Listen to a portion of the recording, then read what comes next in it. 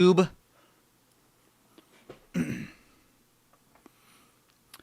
right. Hello, everybody. Let me move this over here. And make sure these can be viewed. Nice. I like that.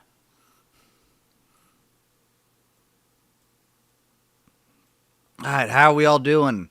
Hope we're all doing well. We're at Hump Day.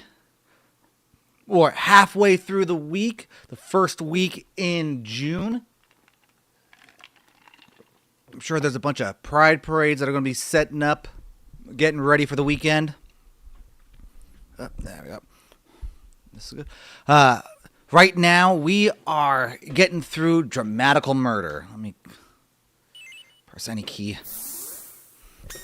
And with Dramatical Murder, where did we last leave off? We last left off where Granny had been kidnapped. We don't know who kidnapped her. But we got home, and there were just guys splayed out on the floor, most likely dead. And another gang member, another rib leader, was in our house. He kidnapped us, and we were almost sexually assaulted by a group of guys. So that was resolved, and now the gang leader is helping us along with this little team that we've assembled to find Granny. And so we have to go to Kazan, and we'll see what we find out. Now, let me go ahead and see a point. This looks new. Okay, so yeah. Yes, please. Alright, so far we've made good progress. And we'll see how it goes. I looked it up a little bit, and it looks like the one way to get alternative endings, because there's a lot of endings. There's like good endings, bad endings for all like your love interests. And the way that you select them is essentially how you answer the questions that we've been getting. Which doesn't really make a lot of sense to me, but I'm just kind of doing this willy-nilly. Depending on how this goes, maybe I'll try. I mean, I just don't want to do the beginning again. That's the only reason why I wouldn't want to like go for all the endings, because if I have to go through that beginning over and over again, I'll just be like, hey, okay, all right, get it. So, I don't know. Ever since it was designated off limits, it's become a dumping ground for all sorts of garbage. Piles of refuse, from old furniture to rusted trucks, adorn the carcasses of warehouses and factories. Of course, there's no one around. The place is eerie. We proceed quickly, clear leading the way, keeping a watchful eye on our surroundings. As I look up at the massive pile of trash, I remember something. This place looks just like that game. Game? This thing I accidentally downloaded. It keeps updating itself. But for some reason, the last one was a demo video instead of an actual game. It had a character who looked like Granny getting carried away by bats. They took her to a trash mountain. This place clearly fits the description. It's just a coincidence. Probably. I just thought it was weird. The garbage... The garbage for training... The garbage processing facility should be up ahead. Ah, don't forget me!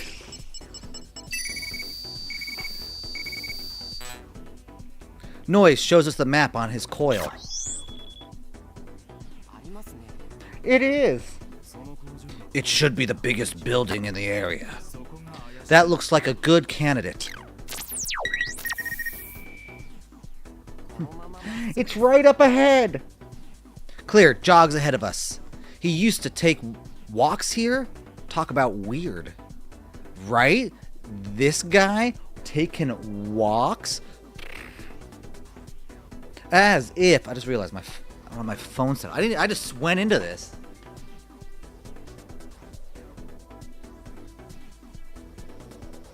Like, not even checking to see if, like, I can be heard in all that noise.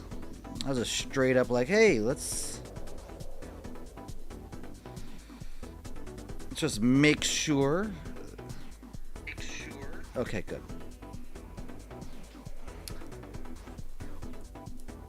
Yeah. All right. As we pick our way between the mountains of trash, a massive building comes into view. That must be it. Just a moment. Claire holds out an arm. What's wrong? I can hear them. They're there, inside. Hear what? I can't hear a damned thing. I strain my ears to listen, but all I hear is the sound of the wind wrestling through the trash. But Claire seems deadly serious. I can hear them, inside. Let's go. We approach the building cautiously. Reaching the wall, I put my ear against the concrete. Claire was right. Though faint, I can hear people inside. Can you? Like, through concrete? This is it. I touch the bag under my arm. Ren is sleeping inside. I stroke the top of my bag to reassure myself of Ren's presence. We're in a restricted area, so we deactivated our all-mates to avoid detection from the signals they give off.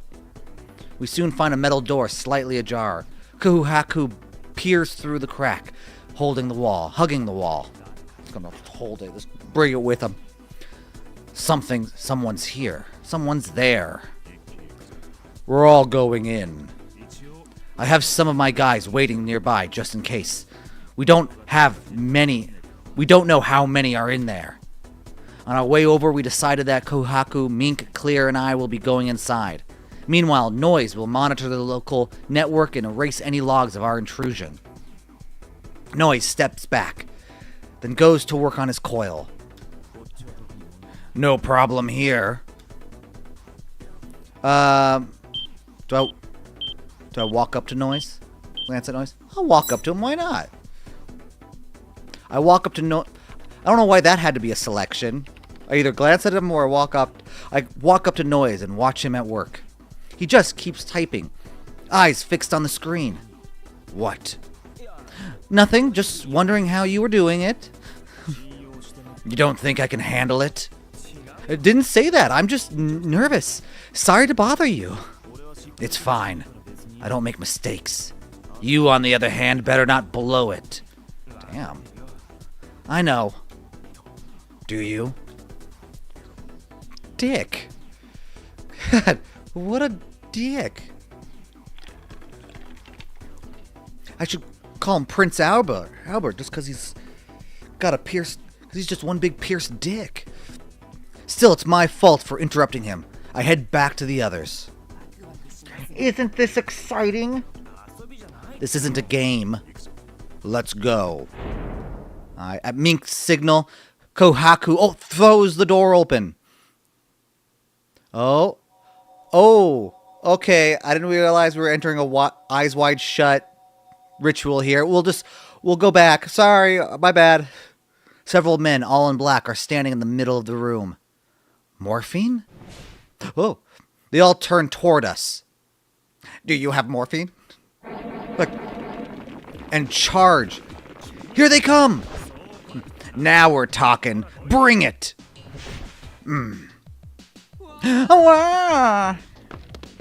Kohaku and Mink charge to meet the men in black. Clear and I follow a few steps behind. Kohaku! Several Beni Shiguri members enter behind us and leap into the fray. Yeah, there we go. Hurrah! Kohaku's sword never stops swinging. Even as he signals his men with a glance, he keeps knocking down enemies left and right. Mink, meanwhile, is silent and methodical, felling 2 or 3 men with each blow from his massive fists. Clear just pissed himself. Yep, yeah. One comes after me too. I try to dodge his strike, but his elbow catches my chin. Ow! Oh! Hey! He immediately launches another punch. I block it with my arm, but the punches keep coming. They don't stop coming and they just keep coming. Ugh. Don't you have anything better to do? I then see his face. A chill runs up my spine. There's something wrong with his eyes. They're beautiful.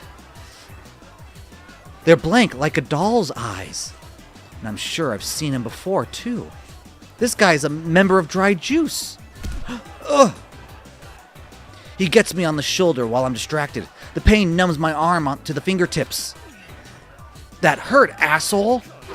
Ooh. Acting on reflex, I throw a snap roundhouse kick. The blow nails him in the stomach. He folds over and crumbles to the ground. These guys attacking us, are they all Dry Juice? Whoa! Another fist flies at me from the side. I jump back, hoping to gain some breathing room. Oh yeah, what happened to Clear?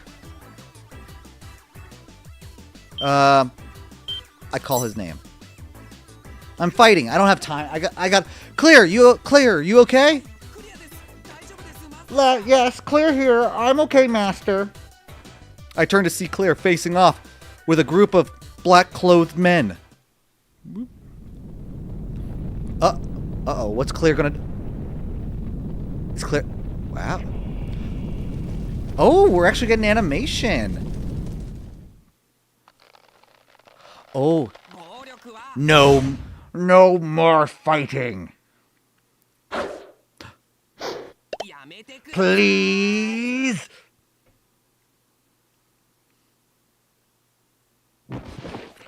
Clear's punch lays the man out flat. It turns this game comic book style. Well, whatever works. Meanwhile, my unease is growing. None of the guys we're fighting has spoken a word. The guy I kicked didn't even groan. They just kept coming, like zombies or something, and their eyes are blank and empty. I look around to see if the others have noticed the same thing. That's when I see Kohaku duking it out with several of them at once. Yeah, I draw some of them away. Hey, over here! Shouting, I catch the attention of the guys about to attack Kohaku from behind. Take this! As two of them charge me, I knock one of them out with a roundhouse kick. I then close with the other guy and punch him in the gut. Boop. Thanks, bro. No problem. And hey, aren't these guys with Dry Juice? So I was right. Kohaku noticed it too. Why are they attacking us? Master, there's lots of noise deeper in the building. I think more are coming. So these guys were just keeping us busy. Mink immediately takes off deeper into the facility. Hey, don't run off on your own. Shit. Before Kohaku can run off after Mink, the men we've already taken down rise up like the living dead. As he mows them down with the back of his sword, Kohaku shouts over his shoulder. They just keep coming. I'll hold them off here. You go on ahead. Got it. Thanks. There's no time to hesitate. I run after Mink and Clear. I see a passage up ahead. Are they down there? Oh, it's me again. Barreling down the hallway, we find our path blocked by three black-clothed men. Identical twins. Or triplets. Guess I'll have to deal with this. Eek! Eek! Get going! Or get going. Huh? Mink greets the men running toward us with his fists. Hurry up. Gas Mask, you're with me. Why? I want to stay with Master. Mink grabs Clear by the back of the collar and pulls him to his side. His eyes bore into mine, demanding a response. Yeah, I do as Mink says.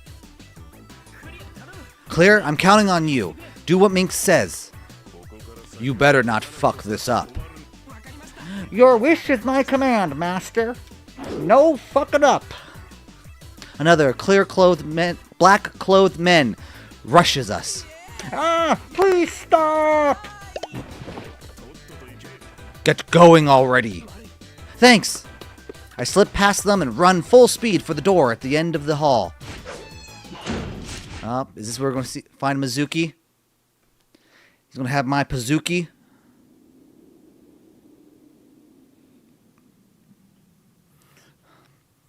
Bursting through, I find myself outside. Before me stretches a wide, empty lot. A black van and car are parked there. Several black-clothed men stand nearby. 3 people climb out of the back of the car, a small figure sandwiched between 2 larger ones. When I see the person in the middle, I shout, "Granny!" 2 men are holding her by the arms, dragging her toward the van's open door. The remaining men see me and charge. "Wait!" One of the black-clothed men stops them. I can't see his face beneath his hood. Oh, the man who spoke steps away from the group and walks up to me. Slowly, with both hands, he pulls back his hood. When I see his face, my heart stops. Is it going to be Mizuki? Or is it someone else? It's... Oh, yeah! Oh, no. Didn't think you'd come sniffling around here. I should have known better. You always did like sticking your nose in other people's business. Mizuki, why? Why are you here? Mizuki watches me as I struggle to speak, an eerie smile on his lips. I was waiting for the guys I sent after you, but if you're here, I guess they got caught. No. The Mizuki I know would never look at me like that, and he would never wear that outfit. God, that's atrocious. With a sneer of utter contempt. What's wrong with you? What happened? We were worried when you guys disappeared like that. Oh, that's bugging you? Listen, Aoba, this shit is amazing.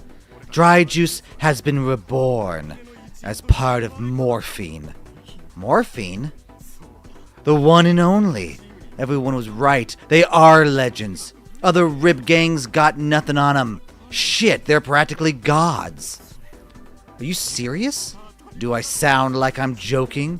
Dry Juice will be unstoppable now. The other gangs will be kissing our feet. Mizuki cackles. Oh.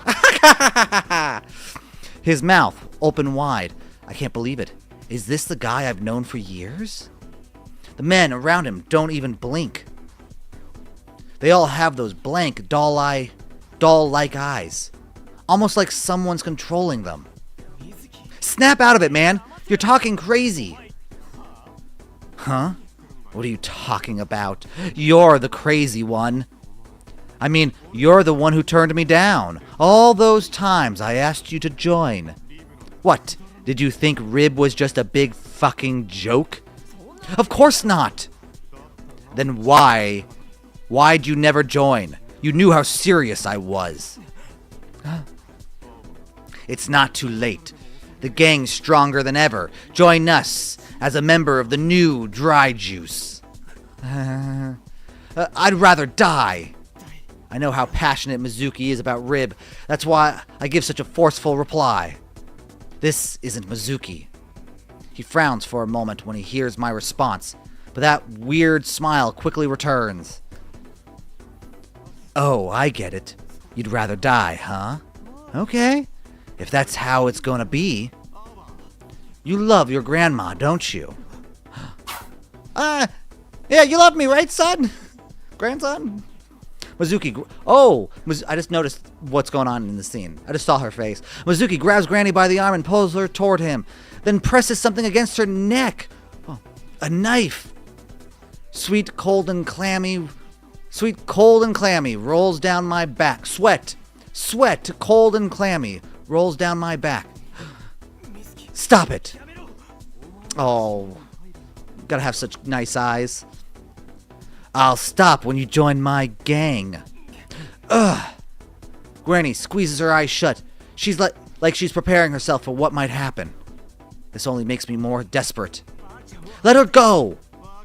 You really don't get it, do you? I said join us. I said no. No? Anger flickers once more across his face. You think I'm bluffing? All bark, no bite? Fine. I'll show you some bite. Oh no. hold on! I hope you're happy with your decision. Mizuki, stop! Mizuki presses the tip of his knife to Granny's throat. No! Stop! Granny! Granny! I charge without a second thought. Reaching Mizuki, I grab his arm and look into his eyes. And then the world twists around me. Something doesn't seem... I felt this before. That's right, in Rhyme, when Noise forced me into that match. No, that wasn't the first time. I felt this even before that. A long, long time ago. Uh-oh. What's... Oh, you're right, when I was Spider-Man.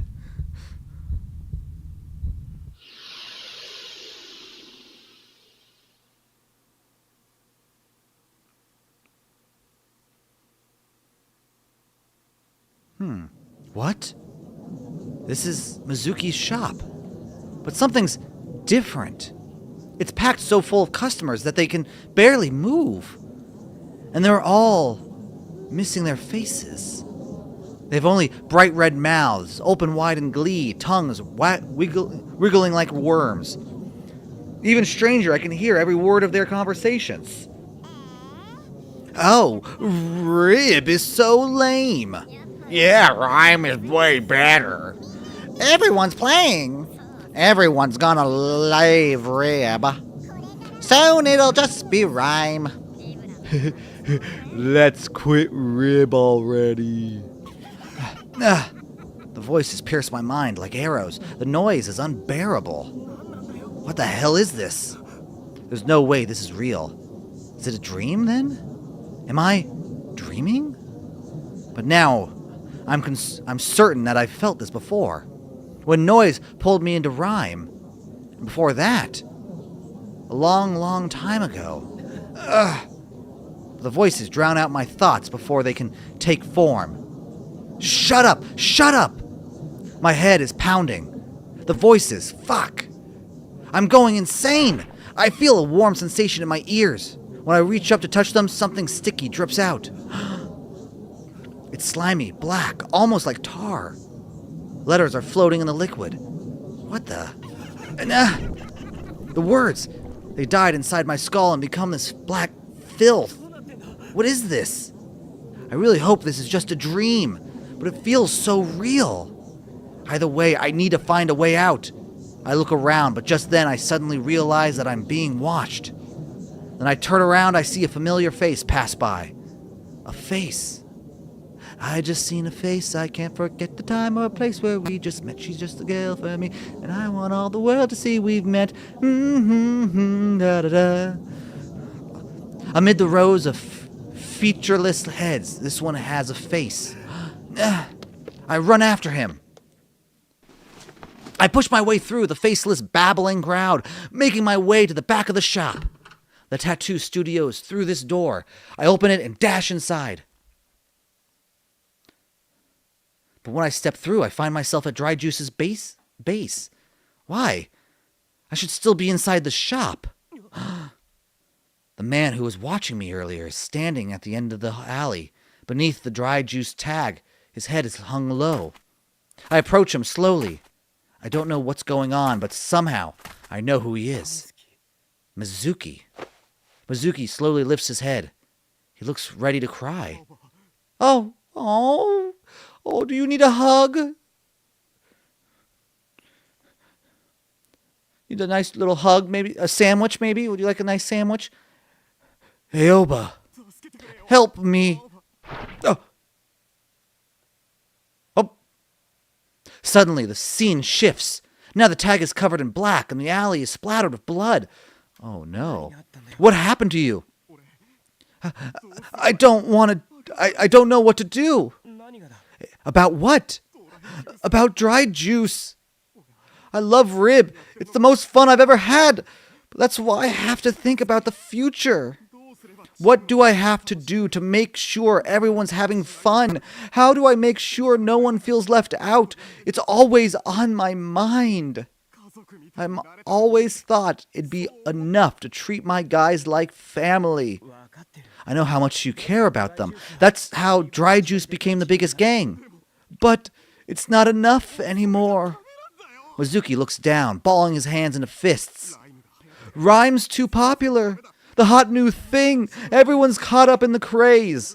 They're getting bored of Rib, abandoning it. Rib and Rhyme are just games. I know. People want their games to be fresh and cool, but I didn't want to let it go. Rib, Dry Juice, they're too important to me. I know it's stupid to take a game so seriously, but I couldn't just let it go. Even my guys were slowly moving to Rhyme, and we weren't getting as many new recruits. Everything I worked so hard to build was crumbling away. I grit my teeth. It's hard to see Mizuki like this.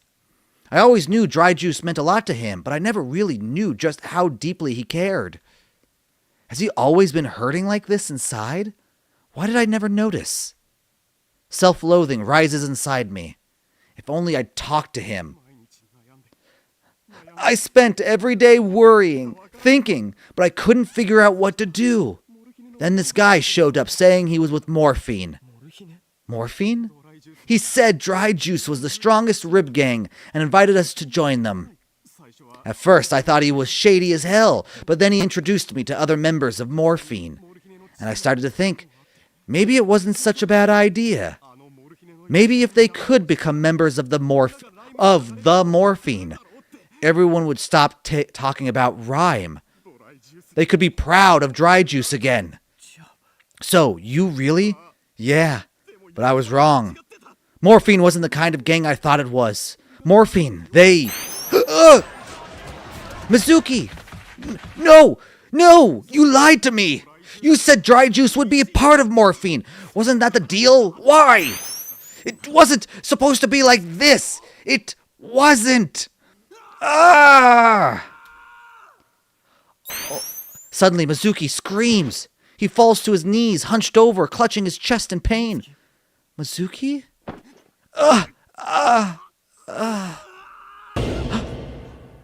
He snaps. His head snaps back with dangerous speed. His eyes dart frantically about, and more screams pour from his throat. Sweat rolls off him in waves. Oh no, he's going... Mizuki! Arrgh! Mizuki! I run up and grab him by the shoulders. Huh? What the? What was that? Oh no. Ah! My head is pounding. What did I just see? Images. Memories. Is that me? Ah! I will destroy you. No, you scrapped for the first time. What? Mizuki! I come to with a shout. Where am I? No, wait. This is where that black van and car were parked. Where's Mizuki? You're finally awake, whoever said that. Huh? That voice. Ah, yeah, finally awake. Granny! Why is Granny here? When I try to sit up, I realize I'm lying in her lap. Granny, why? How? What are you freaking out about? You're the one who came all the way out here. Oh? That's right. Mizuki's people were kidnapping Granny, and I was trying to stop them. What about Mizuki? He's over there. I follow Granny's finger to see Mizuki face down on the ground. Kahuhaku, Noise, Mink, and Clear are standing nearby. Yeah, the perfect foursome. You okay, Aoba? Master! Oh, good. Everyone's here. Relief washes over me. Suddenly my body feels like lead. Granny! What is it? My head hurts. You can take your medicine later. We're going home. Okay. Home. There's nothing special about the words, but for some reason, they make me incredibly happy. Home. We're going home. I feel the energy slowly drain from my body. I let one of them carry me. Who should I let carry me? Before I know it, I'm unconscious. I wake up, and Clear is spooning me.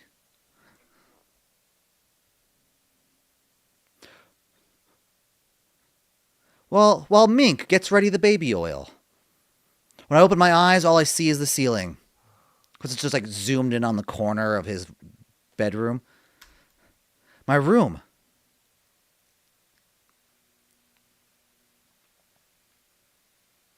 I blink a few times and slowly reality sets in. Ugh. My head is pounding. I need my medicine. Propping myself up on my arms, I see Ren curled up on the edge of the bed. The sight is powerfully familiar. Everything is exactly where it's always been. I'm home. I reach out and stroke Ren's head before starting him up. Hey, Oba. Good morning, Ren. Good morning. How are you feeling? My head is killing me. I see. You ought to take your medicine. Yeah. Let's head downstairs. I get out of bed and pick Ren up, then go out into the hallway. Ow!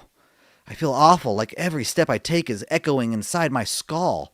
But when I catch a whiff of the smell wafting up the stairs, I forget the pain for a moment. It's the smell of Granny's cooking. Granny, I'm so glad you're safe. I head downstairs, grateful that I could still feel hunger. Hey, and my bestest buds are here. When I enter the kitchen, Kohaku, Noise, and Clear are all sitting at the dinner table. Mink is sitting alone on the couch in the living room. The table is already covered with Granny's cooking, and my stomach is growling. Finally up? Master! Yo, Ren, I came to visit. Hello. How are you feeling? Okay, not great. Can't blame you. Kohaku nods and lets out a little sigh. Everyone seems exhausted for some reason. Well, I guess it's not too surprising. We did do something pretty insane. How's Mizuki? He and the other dry juice guys are in the hospital. Doesn't seem like they've woken up yet. Oh. Back there, when I faced off with Mizuki as he tried to force Granny into that car, something happened. I don't know if it was a dream or what, but when I came to, Mizuki was lying on the ground. What the hell happened to us? There's only one thing I can remember clearly. A vision of my past. I don't know why I'd forgotten it until now, but I remember. I remember that I used to play rhyme. Oh. I used to be a badass at it. That explains why I knew how to fight against Noise. But why did I forget? The memories weren't just vague or distant. It's like the fact that I played rhyme at all was completely missing from my memory. Is it really possible to forget something so cleanly? Ooh. You're awake! Granny! Granny snorts at the look on my face, then sets a plate of food on the table. I'll help. I'm all right. I'm already done. Hurry up and take a seat. Okay. I obediently sit in an empty chair. Are you sure you're okay? You should worry about yourself before you worry about me. You're the one who collapsed. She's right. We saved her, but in the end, I guess I just made her worry. I pick up my plate, fiddling with my chopsticks to hide my shame, and take a bite. It's delicious. As my appetite reawakens, the gloom clears from my mind. The others can't stop eating either. It doesn't take long before all the plates on the table are empty. Mink is the only one who never comes to the table.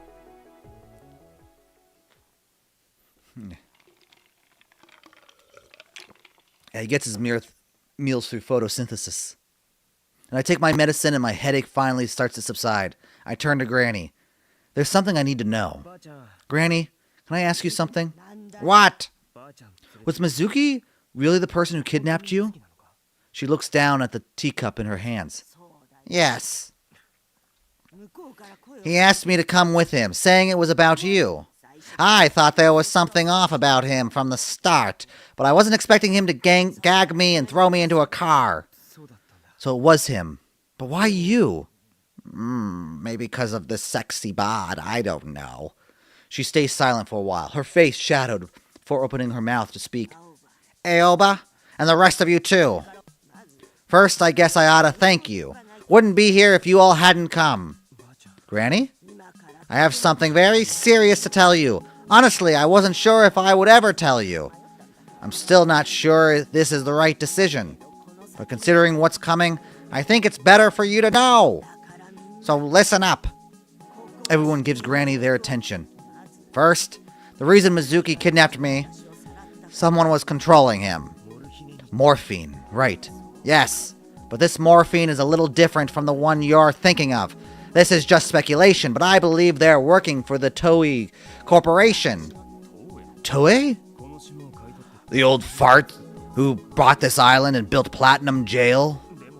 But what does morphine have to do with Toei?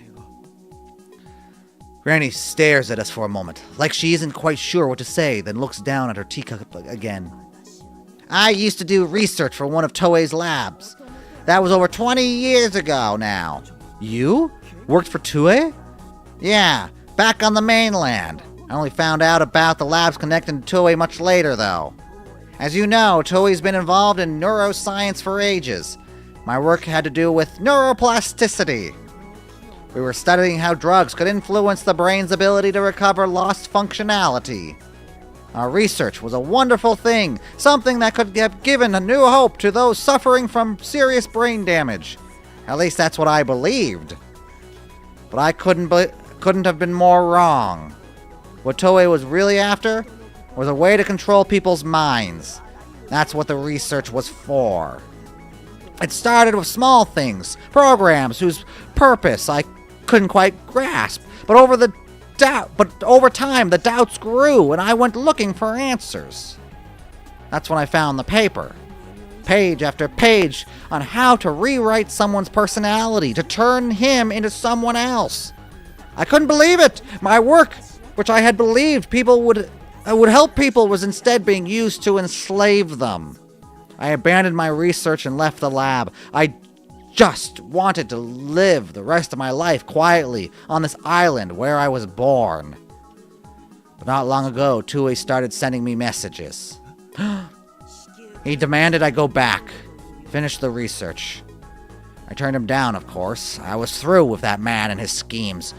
He probably got tired of asking. That's why he sent morphine. But what does that have to do with Mizuki? Why was Dry Juice caught up in it? Youngsters have been vanishing all over the island, haven't they? From time to time, they'll show up again, wandering the city like zoinked-out junkies. I think they're victims of Toei's research. I suspect he's kidnapping people, altering their minds, and setting them loose to observe their behavior. Or maybe they're just releasing their failures. Failures? Subjects whose minds were broken instead of controlled. A broken mind is no use to anyone. What happened to the successful ones? They're subjected to further experiments, I assume. Like what I said about rewriting personalities. They're making people who can be controlled. Puppets.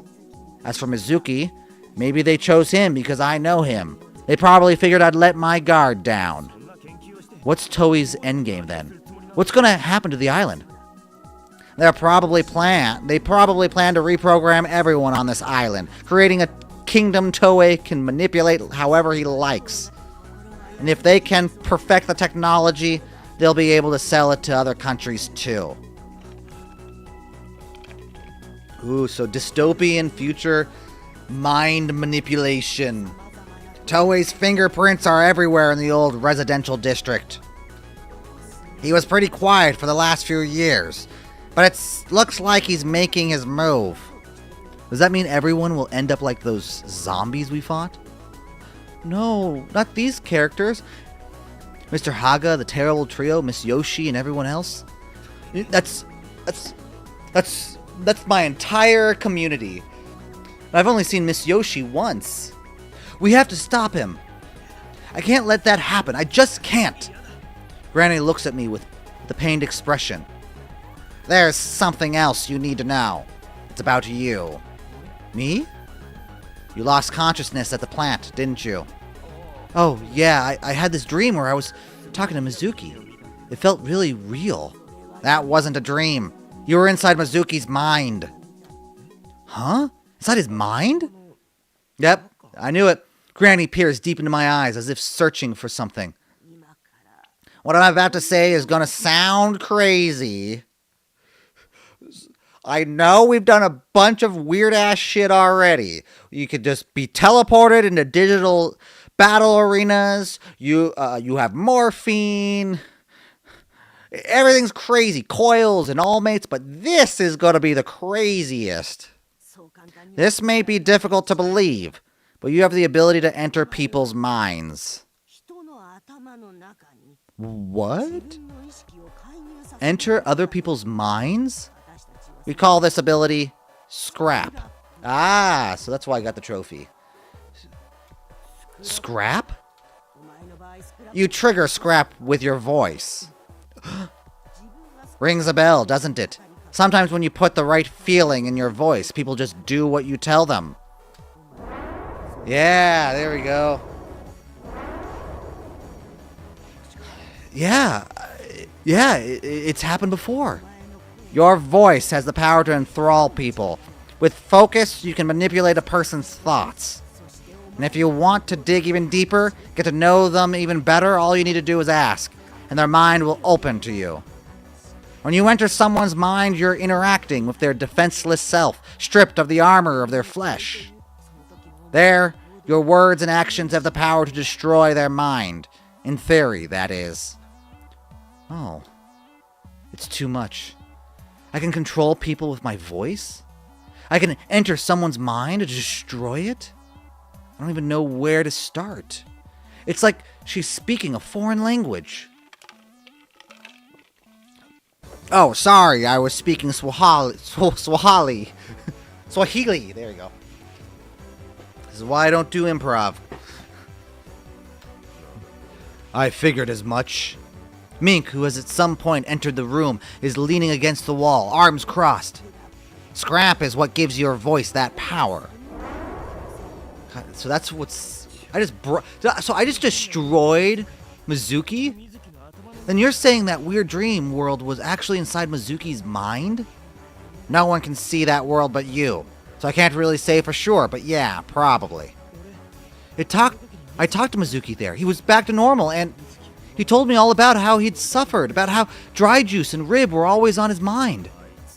That was really weighing on him, huh? You were speaking directly with his true self. Defenseless, naked, unable to lie. What did you say? For some reason, my past suddenly came flooding back. I remembered playing Rhyme. I don't know why, but I had completely forgotten about that. Kohaku and Noise look at me strangely. I don't blame them. I spent the last few days insisting I'd never touched the game. But when I was talking with Mizuki, it felt like I was in another place. Not quite like Rhyme, but I'm not sure how to describe it. It was like, Mizuki, he was trying to tell me something. He said morphine isn't what we think it is. But before he could finish, he started screaming. Granny falls silent, her brow deeply furrowed. The topic being what it is, her silence feels especially weighty. Everyone is eagerly awaiting her next words. I'm not blaming you. You couldn't have known. But if you'd said the right words back there, you might have turned Mizuki back to normal. Huh? You mean... This isn't the most delicate way to put it, but you basically spilled Mizuki's guts, then left him hanging out there instead of finishing the job. The bare mind is extremely delicate. It's like if your body were stripped of its skin. And that's why Mizuki hasn't woken up, has he? Yeah, that's what I heard. Toei probably programmed him with some kind of trap. Like head-splitting pain if he tries to say anything sensitive. You exposed his psyche, and then the trap went off. That's probably what broke his mind. Whether he ever comes back from it is going to depend on his own willpower. No way! Wow, so I just completely put Mizuki into a coma. I destroyed his mind. Wow. Mizuki's mind was destroyed, and it's my fault? The world goes black. My fault. No, Mizuki. Aoba. Used improperly, your power has the potential to destroy people. You have to be careful with how you wield it. Did I ask him a question? Like, did I have a chance to actually save him? I knew I'd have to tell you someday, but I've always protected you, kept you safe, but I can't do that anymore.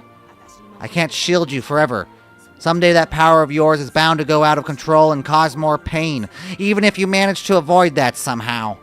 Toei won't stop looking for you. You are what Toei's been trying to create from the start. He'll be dying to get his hands on that power of yours. Now that his kidnapping plan has failed, I don't know what he'll try next. That's why you need to come to terms with yourself. Ugh. How am I supposed to come to terms with all this? She just dropped it on me out of nowhere. Still, the one thing I do understand is that we can't let Toei get away with it. He'll turn the whole island into his private empire if left to his own devices. Platinum Jail will be holding an event soon. The details won't be revealed until the day of, but it'll be broadcast everywhere, even here. Why are they broadcasting it here? Isn't Platinum Jail normally cut off from the rest of the island? They probably want to experiment on all of us at once. Exactly. No one knows about what they're even doing. This event will give them a chance to test the fruits of their research. Test their research? But how? Music, speeches, video, lights. If you can see or hear it, they can probably use it to brainwash you. Which means we have to do something before the event starts.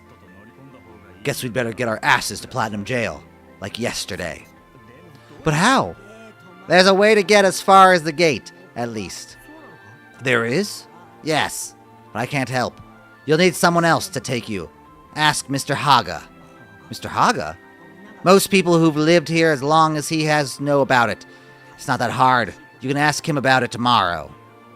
After this, Granny lets out a tired sigh. Well, that's more talking than I've done in a long time.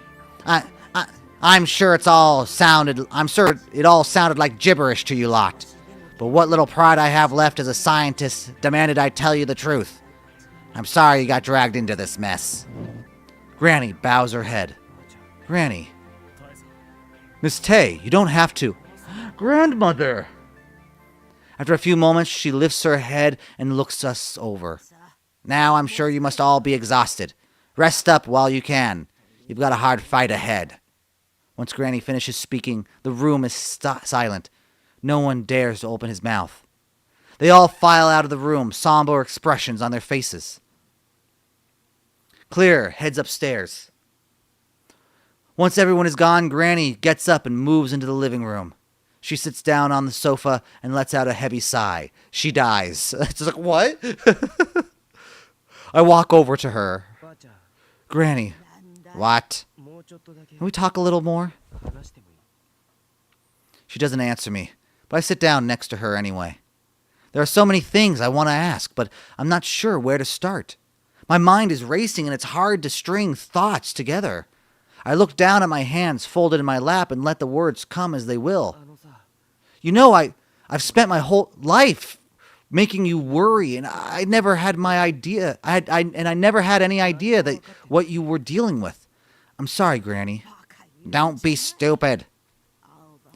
Aoba, not a day goes by that I'm not thankful you've grown up safe and healthy. You're my responsibility, too. That's what it means to be your grandmother. Granny?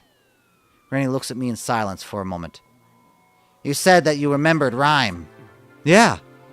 A long time ago, you were hospitalized because of Rhyme. Huh? Because of Rhyme? Yeah. Now I can tell you what happened. By the time I got to you, you'd forgotten everything. The doctors and police told me you'd been in a fight. They said you'd taken a blow to the head, that your memory loss would be temporary. But something happened the day I visited.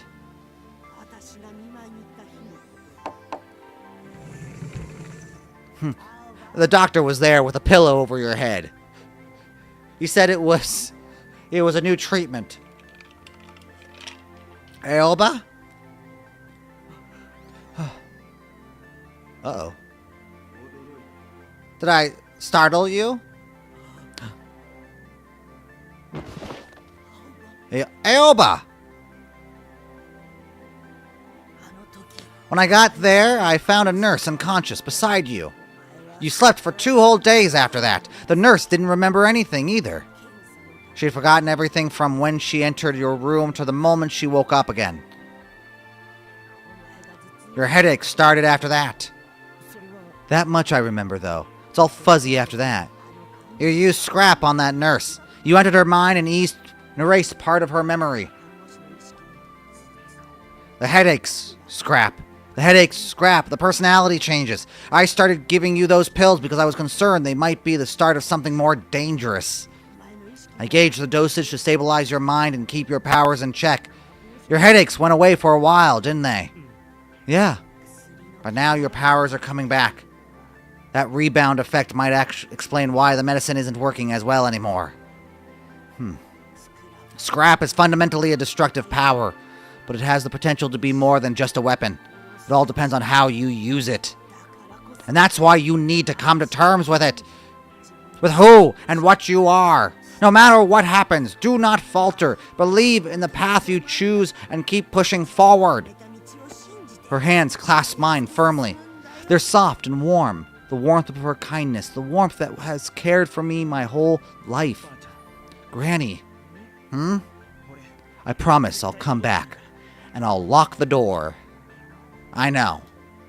She nods and gives me a little smile. After that, she gets up from the sofa and pulls something from one of the shelves. Take this with you. I changed the formula. It should help with your headaches again. Thanks. Don't do anything stupid. I won't. I grip the bottle tightly. Okay, so it's not necessarily it is medicine somewhat to suppress, but it's medicine more just to help the headaches. It seems like. So it's more of a headache helper than anything else.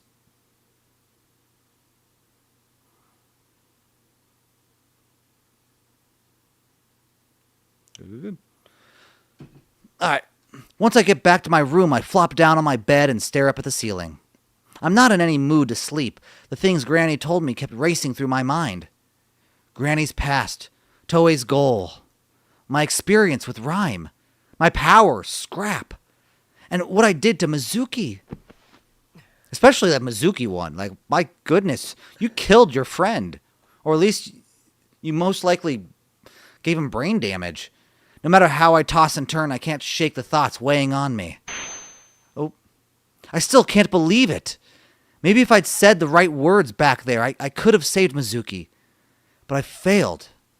Perhaps failure was inevitable. I didn't know what I was doing. Still, I can't forgive myself. My ignorance put Mizuki in a coma. How is that even possible? Staring at the ceiling doesn't work, and neither does burying my face in my pillow. I'm just getting more depressed. It feels like I'm falling into an abyss. Shit. I need to talk to someone. I look at the curtains covering my window. Maybe I should get some fresh air. I get out of bed and head over to the window. Just as I'm about to open the curtains, I pause. I hear something. When the moon hits your eye like a big pizza pie, that's alright. Oh, great. It's the wandering singer. Singing? Oh, there was singing. Wow. I peer through the curtains out onto the balcony. But there's no one there. Did I imagine it? Master. Whoa! I hear a voice from above, and then something jumps down onto the balcony. Clear! Yes, it's me! You scared me. You were up on the roof? Yes, I went up on the roof to sing. Wait, so that was you singing? Yes, I was singing the jellyfish song. The jellyfish song? Yes, the old man I used to live with talked about jellyfish a lot, so I made a song about them. Jellyfish are amazing, you know. Their bodies are almost entirely water, but they're alive, just like us. I wonder if jellyfish sleep and dream. Yeah, they dream of peanut butter. It's a joke. It's a pun. I'm getting more and more confused. It doesn't feel like he's screwing with me, though. Clear steps next to me and takes something out of his pocket. That umbrella again. What are you doing with that? Is there something wrong with it? No, but why? I thought the stars looked like they were about to fall. Okay. I look up. As expected, there isn't a star in the sky. Just the outlines of illegal construction sites obscuring the view. Well, maybe it was my fault for expecting a coherent answer. By the way, Master. Hold up. You need to stop calling me that. But why?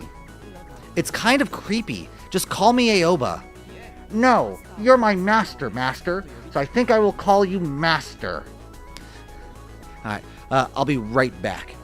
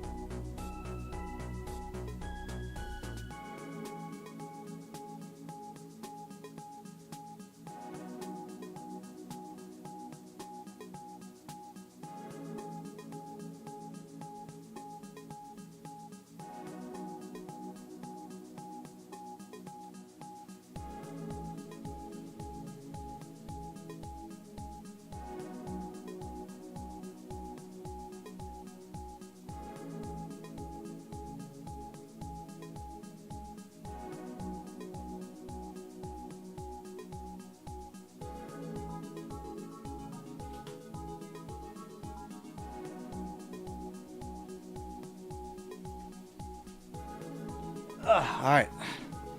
I am back. Okay. Master is Master, but Clear is the name the nice old man gave to me. Nice old man? The one you wrote the jellyfish song for?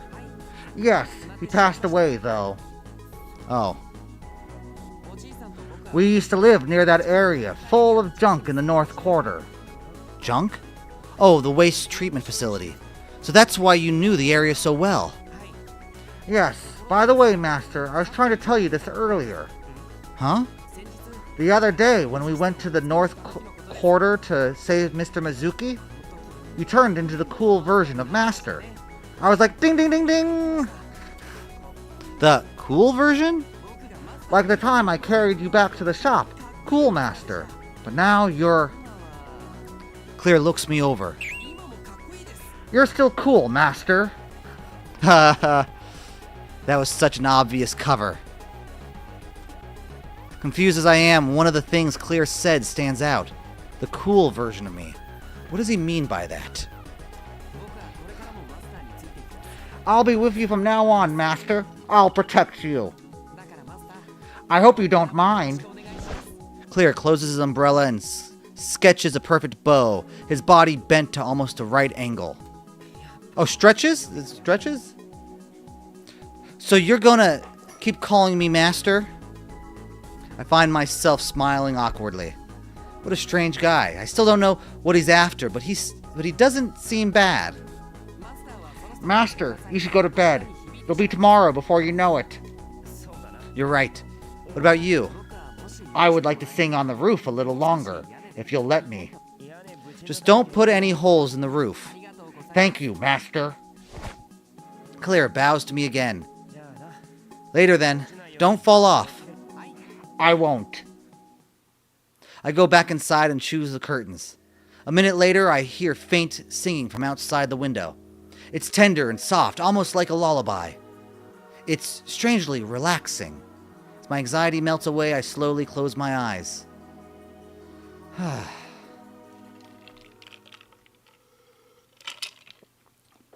Finally, some sleep. There was like no neighbor who was just like, "Hey, will you shut up? It's 1 a.m, damn it! I got work in the morning." Hey, Diamond Knight. How's it going? By the time I finally start to drift off, the sun is already peeking through my curtains. My coil rings, dragging me out of my slumber. Damn, that's one hell of a ringtone. Oh. Yeah? Aoba, did I wake you? That voice. I look at the name on my coil. Virus? Oh, it's Virus? Oh, I don't even remember what voices I gave them. Alright, so, since you left, Diamond Knight, I'm doing well. I'm making some good progress on the projects that I hope to get up onto the YouTube channel soon. I'm working on the documentary for BioShock Infinite, so I'm hoping to have the first episode up sometime later this month. So I'm very glad that that's like slowly coming together. Yeah, so doing that, and then later today, I'm going to it's the start of the Fringe Theater Festival, which lasts the entire month of June. And so tonight I'm going to go to to see 2 shows, 2 theater shows. So they should be fun.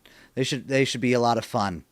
So it's just kind of like, I'm going to be very busy this month going to see theater shows and going to work, doing this. So I've got my June, and then I got to at least go to a Pride festival at some point. Which reminds me, I'm not wearing my bandana. I forget to put on my damn bandana. There we go. Hell yeah. So I'm excited for that. And I'm making my way through DRAMAtical Murder. So just to catch you up, Granny was kidnapped. And she was kidnapped making your way downtown. Hey, TM, it's good to see you too. Wow, both of you coming in at the right time. So Granny was kidnapped. And we went to Kaizen to find her. We go to a warehouse, and there's a bunch of guys who are from Dry Juice, the rib that had been kidnapped.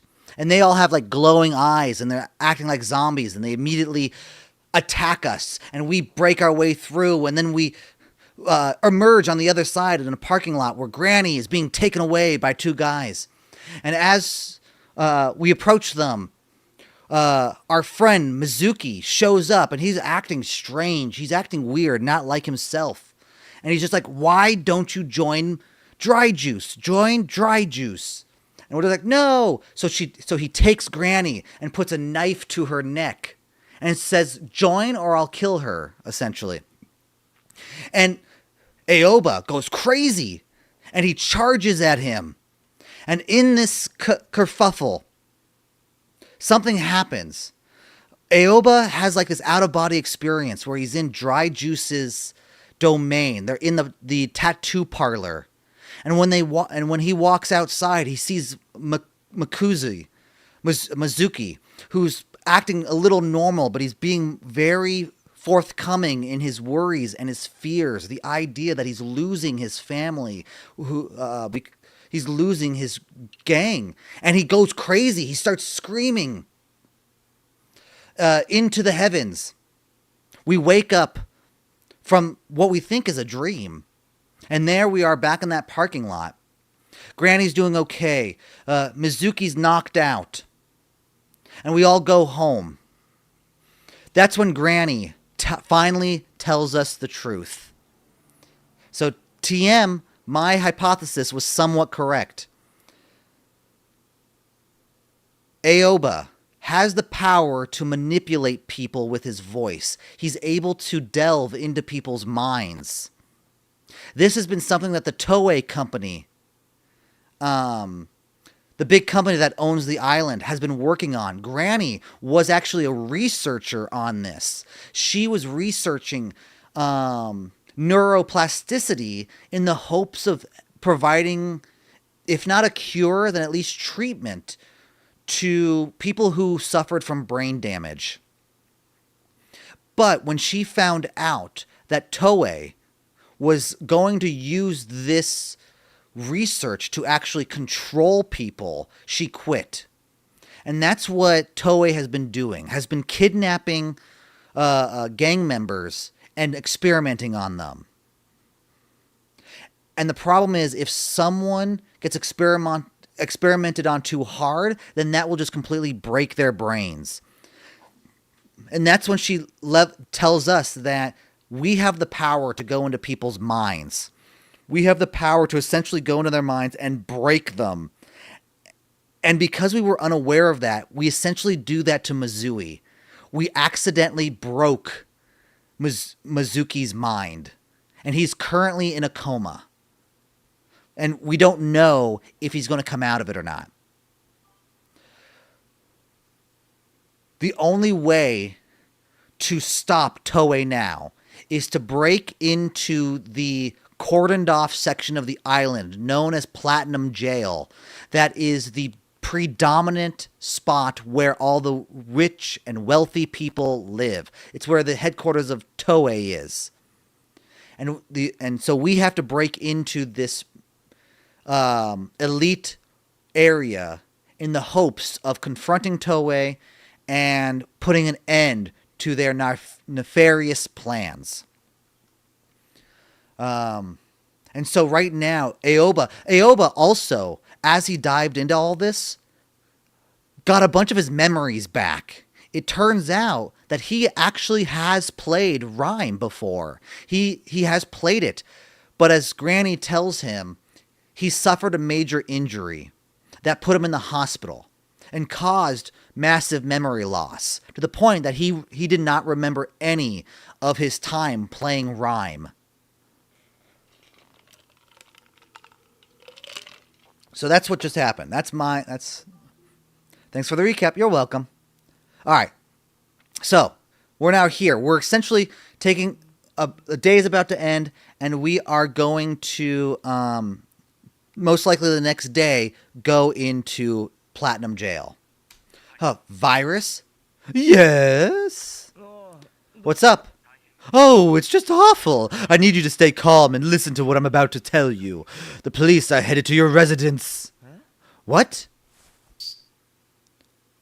This jolts me awake. I lean forward, bringing the coil closer to my face. Why? That I don't know, but I do know, what I do know is that there are quite a lot of them headed your way. You've got to be kidding. At any rate, I recommend you run. The police are making things hard for me too, but I'll contact you again if I hear anything. Do take care. Uh-oh. What the hell is going on? Suddenly, the gentle light at my window doubles in intensity, as if time has leapt forward, skipping straight to noon. Huh? Oh, I get out of bed, walk to the window, and part the curtains slightly. Ugh! Too bright. I squint, trying to see outside. And there, in the early morning haze, I see a crowd of police officers and their vehicles assembled in front of my building. Hey! Hey! Hey! Get your asses out here! I know you're in here, you damn terrorists! What the hell? That's Akushima's voice. The charges are trespassing, property damage, and every single other thing, however small, you shits have ever done. Surigaki Aoba, get out here, and bring your stinking friends with you. The sound of my name drives it home. This mess is about me. Since when am I a terrorist? I throw on my clothes, wake up Ren, and run downstairs. I forgot to ask TM, how are you doing? How's your day going? You doing well? Oh wow, they're just all here. Granny, Kohaku, Mink, Noise, and Clear are in the living room. Even Mr. Haga and Miss Yoshi are there. Wow. Doing well. Hope you are too. Yeah. Doing very well. I'm just... I looked up howlongtobeat.com to see how long it'll take me to beat this, and it says it takes about 9 hours. And I've streamed this for roughly 3 hours a day. So I'm hoping I can finish this today. Aoba! Master! Granny, the cops are outside for some reason. I mean, they're calling my name. Well, this is a mess. I don't know who's talking. Aoba, dear, what on earth is going on? I came as I finished the preparations, but it looks like I was too late. I'm just going to give them both the same voice. I don't know what they want, but we're on your side. Of course. I'll give one of them a different... Thanks, but I'm just as lost as you guys. Toei is behind this. Toei? It's probably like Toei, but I'm just going to call it Toei. He must have heard from Morphine, or whoever they were. He knows you use scrap. He's not going to waste any time coming for you. Get your asses out here. Get your asses out here. Get your asses out here already. Don't make me come in there. Fine, have it your way. Brace for entry. Through the back door. All of you, hurry. That cop means business. We'll handle things here. Please, Aoba, get your friends out the back while you can. Yeah, we'll give those rotten policemen a kicking they'll never forget. Mr. Haga, Miss Yoshi, Granny, thank you. Charge! Let's go. We race out the back door. Behind us, I hear the police storming the place. Granny, Mr. Haga, Miss Yoshi, I'm sorry. Please be safe. The back door leads to a narrow path sandwiched between the two walls. We slip through and into a slightly wider alleyway, or alley. There are police that way. I can hear their footsteps. He's right. I hear footsteps ahead of us. It's them! They're there! They found us. We're screwed if they catch us in this alley. Don't be an easy target. Scatter. So, spurred by Mink's command, we split off in different directions. Shit. I hear footsteps following me down the alley. The cops! I pick up the pace, but then... Master! Clear. I look back to see Clear running after me. Why are you... Please, don't leave me! I slow down a little to let Clear catch up. The police are still following us. We need to get further away. I know. We keep running. How far have we run? We stop and check the area. Good, we ran to the very same alleyway where they always show up. I'm sure we'll be safe here. It's fine now. The police aren't following us anymore. Clear is hunched over, panting. I lean against the wall to catch my breath. How do you know they're not chasing us anymore? I'd be able to hear their footsteps if they were. Really? Is his hearing really that good? Huh. It's a game download. Again? Why now? A game? It appears to be autoplay. What the? Okay, so this game is essentially just telling us or showing us what we need to do. So we need to go into a cave. And as we do... Where is this going to lead us? Oh, there's going to be a treasure. We're going to get ourselves a little treasure.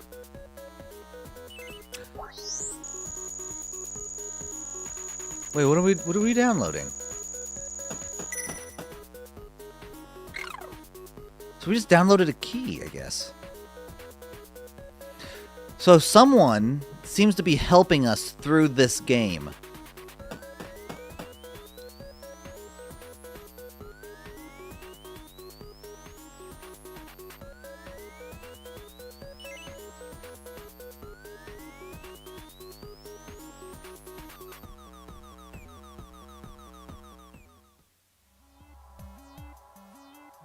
An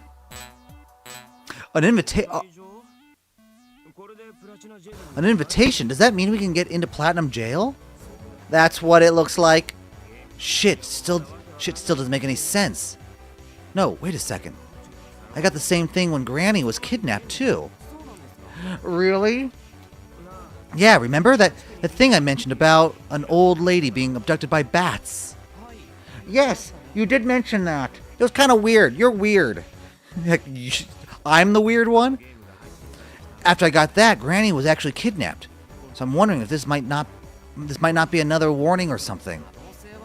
Well, we certainly can't eliminate the possibility. But the shadiness levels are off the charts if you ask me. Yeah. I don't even know who's sending these. There's a good chance it's a trap. But a cave, a treasure chest, a key, a door? What does it all mean? I don't know, find a sewer. There'll be like a lockbox or something that has a key in it. A message this time.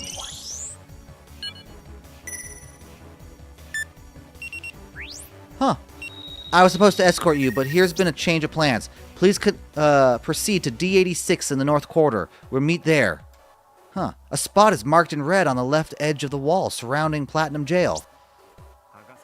We need to meet up with Mr. Haga. Let's get going. All right. Oh, is Mr. Haga a love interest?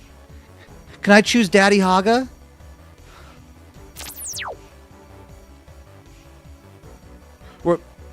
We're headed for Platinum Jail. The place Mr. Haga marked turns out to be the entrance to an underground passage on the outskirts of the North Quarter. A collection of broken barricades has accumulated in front of it. We find Mr. Haga there. He gives me a modified stun gun for self-defense. Wow. Just finished the server update. Nice. Excellent. Thank you. Yeah, thank you for doing all that. I'm really excited for that. I'm not sure exactly everything you did, but I got some of the notifications. Yes.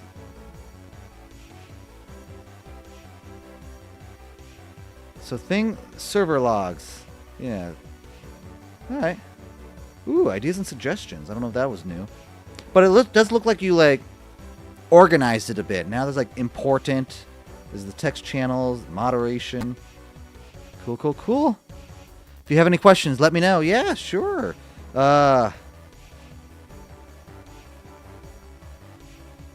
Excellent. I like it. I like it a lot. So that'll help.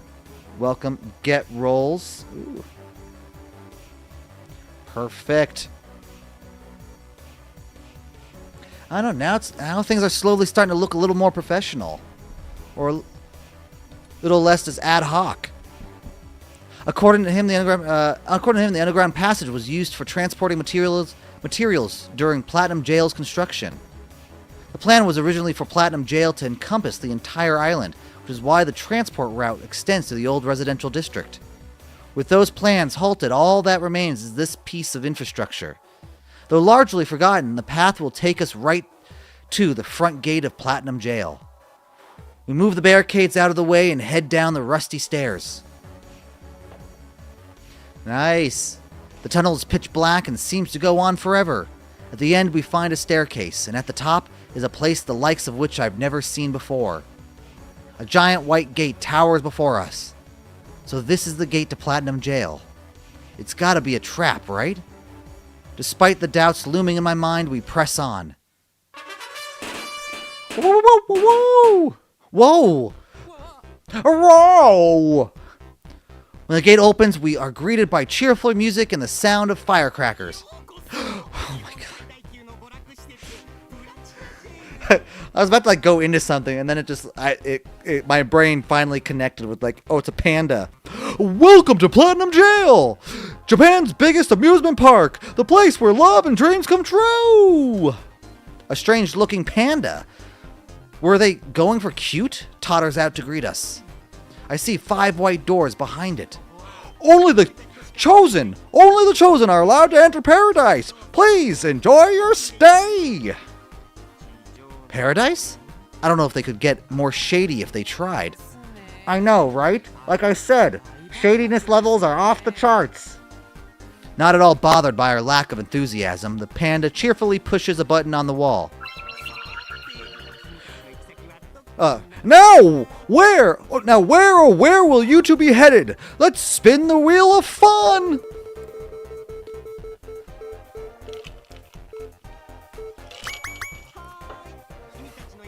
You got Aunt Susie's Crack House! Congratulations! Okie dokie, looks like you two are headed to Aqua Forest. Right this way, please. It walks over to the rightmost door and poses in front of it. It's a peaceful, tranquil place where time just flows on by. You'll be so relaxed you never want to leave. Please enjoy this captivating area. I'm kind of excited. Let's get going. Please place your ticket or invitation on the authentication screen next to the door. Invitation? You mean this thing? I open the invitation on my coil and approach the screen. Platinum ID confirmed. Welcome to Platinum Jail, Mr. Suragaki and companion. Admission procedures initiated. Issuing guest ID to your companion. Please present your companion's coil. Okay. Clear holds his coil up to the monitor. Confirmed. Guest ID linked. All privileges belong to the Platinum Jail ID. Please exercise caution as the guest ID has more restricted privileges in some respects. For additional details, please refer to the support section of your invitation card. Enjoy your time in the park. The park? So, Platinum Jail is essentially like Disneyland? Beyond the door, an incredible scene awaits. The buildings are made of some kind of translucent material, which gives them an ethereal glow, and the street is resplendent with greenery. And the sky is filled with glittering stars. You'd never see something like this in the old residential district. Well, with a name like Platinum Jail, yeah. Isn't that fun and exciting? I'm sure Walt Disney originally had the idea to call it Disney Jail, where your dreams are trapped. Where your dreams are 5 to life. Both the weather and time of day are artificially controlled in Platinum Jail. I've heard it's almost always night inside. Supposedly, the idea is to make it feel like a party every day, or make it more relaxing or something. God, that would be hell. Wow, it's all blue. I wonder if there are other areas. Well, there were 5 doors. There must be. But the most prominent thing in the sky is the tower, the symbol of Platinum Jail. So that's the oval tower. I've heard the rumors, but this is my first time seeing it. Master, what shall we do first? Clear looks around, then back to me. Actually, I think the invitation mentioned where we'll be staying. I open the map that's attached to the invitation. One location is marked in red. I think it's the spot marked here. Yay! Popsicles for everyone! Woo! And we can enjoy them in Platinum Jail. Yes. Let's go see for ourselves. Okay. Ren, could you give us directions? Roger.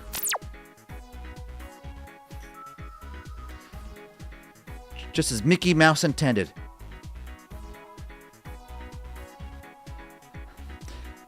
Ren leads us... Yeah, just as Mickey Mouse intended. Yes, suck on some lollipops or suck on some popsicles.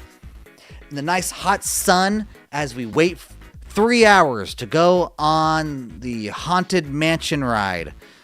Ren leads us to a street lined with extravagant villas. Even here, there's something of a class system. The buildings range from palatial mansions to smaller but still nice houses. We're staying in one of the latter, a small 2-story building at the end of the block. Is this it?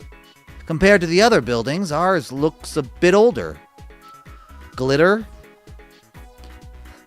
There. Alright, I guess that's the name. Here we have the Glitter building. Over here we have the we have the foam board building. Here we have the wooden carve-outs. There's a plate with the word glitter above the door. And over here we have the mothballs. The neighboring building has a different word above its door, so I assume that must be its name. I hold my coil up to the screen next to the door and turn the old-fashioned doorknob. Nice! You should bring Granny here. Oh. Wow! When I step inside, my eyes go wide. The interior looks just as old-fashioned as the place did from the outside. It definitely isn't the futuristic look that I associate with Platinum Jail. It's like stepping into yet another world. There's a table and sofa in the living room. All of the furniture looks expensive. In the back, a staircase leads up to the second floor. This is awesome! It looks like a fancy guest house. A guest house? I'm not even really sure what that is. It's a house for guests. You don't actually know what that is either, do you? I'm not telling. Alright, Claire. I decided to take a look around the first floor to start. Master! I turn around. Claire is already up on the second floor, leaning over the railing. There are rooms on the second floor. Cool. Also, I have something I would like to discuss. Are we boyfriends now? What? Today was very tiring, Yeah. so I'm going to bed. Huh? Good night. Wait, what? Without further ado, Claire disappears down the second floor hall. Wait, what? I head upstairs after him. At the top of the stairs, I find... Alright, another ad? Alright, perfect. I'm gonna refill my water. Like, I gotta just down water for this game.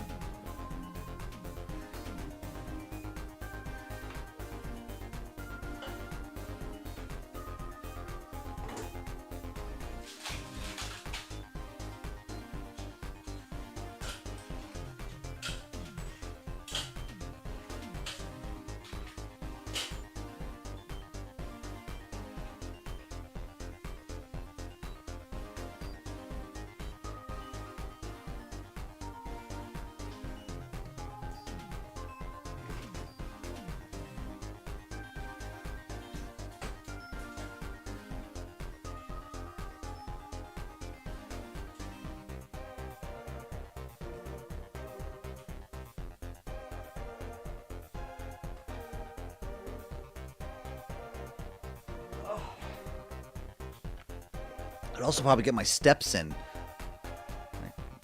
Just get a few steps in for the 3 minutes. I am almost at 5,000 steps today, so I need to get up to 10,000.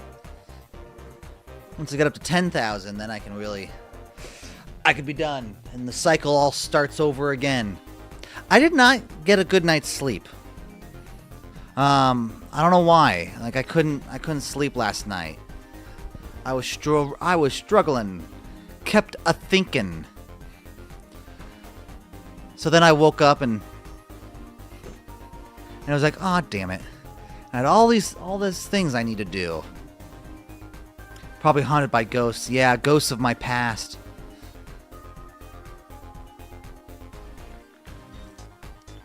One came all in chains, telling me that I will be visited by 3 ghosts.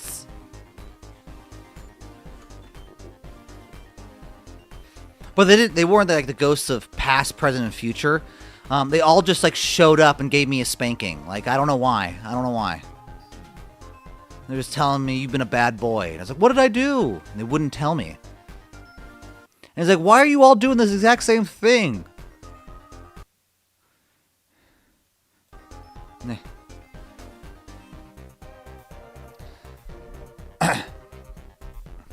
Okay.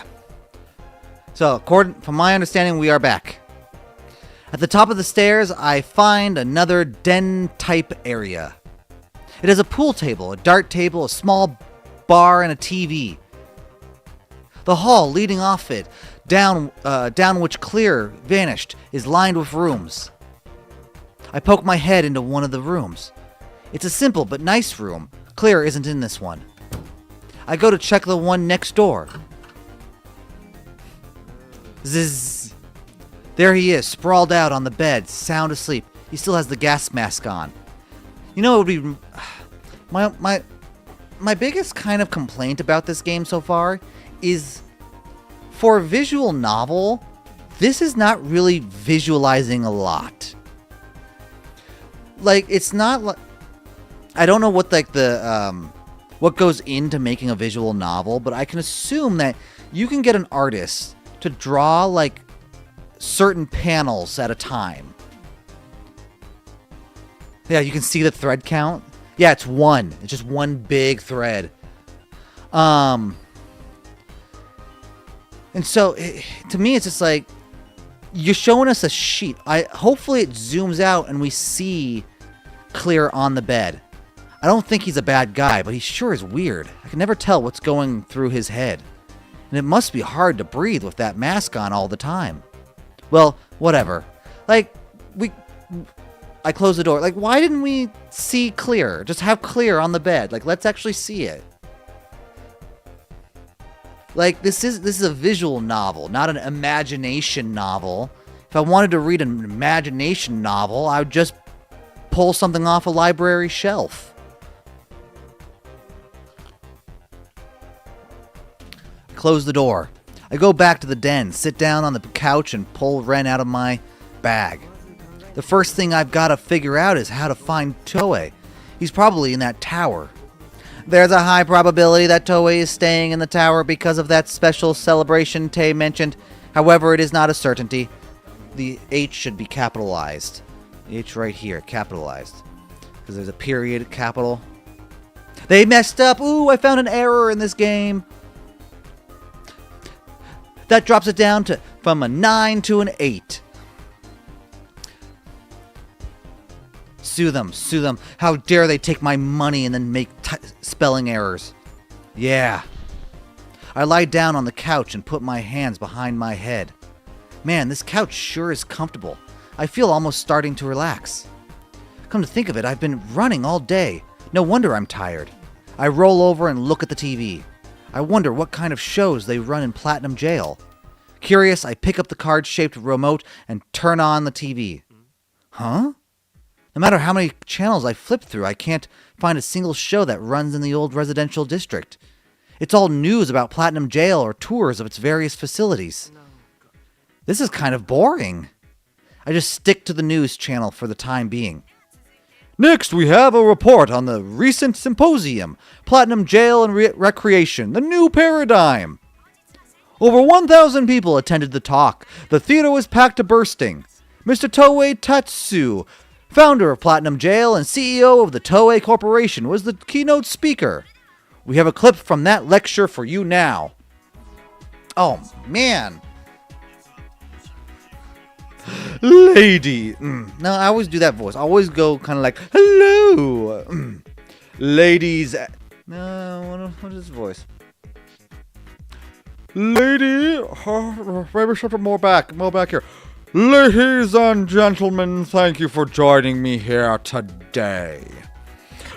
The topic of this symposium is Platinum Jail and Recreation, and that is precisely the subject I will be speaking on today. Why did we build Platinum Jail? To offer the highest quality, most complete recreational experience to all of you. But more than that, our goal is to create a more perfect reality, which brings us to the subject of what precisely recreation means. It is my firm belief that the goal of recreation is to ensure that not a single person is unsatisfied and can enjoy happiness and peace of mind. It is oft said that we can only experience happiness because we know of sorrow, but I disagree with that. I believe that a perfect reality would be entirely free of stress. If everyone on this planet could achieve such happiness, it would end all conflict. Of course, that's much easier said than done. But that is exactly why I want to start by making Platinum Jail the most perfect recreational facility in the world. Click. I think I threw up in my mouth a little. I shut off the TV and tossed the remote onto the table. As a person from the old residential district, all I heard was a load of bullshit. He talks like his ideas are noble, but underneath those flashy words, people are suffering. Stress-free my ass. I roll over to face the back of the couch. I'm mad and tired, which is probably why I feel like shit.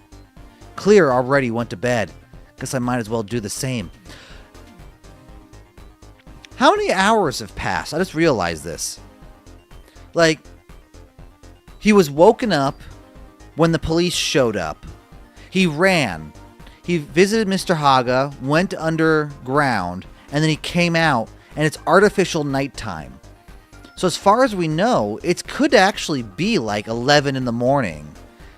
But it feels like nighttime because it's set, the Platinum Jail is always set to night. No, kind of just never turns the dial. Just like a thermostat. It never goes below like 72 degrees or something. Ren? I softly call Ren's name. He snuggles up to me on the couch. Hugging his soft body tight, I close my eyes.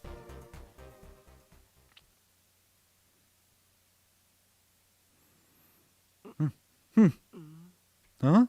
Huh? What? Oh, right. I fell asleep on the couch. Wait. What? Huh! I'm in bed.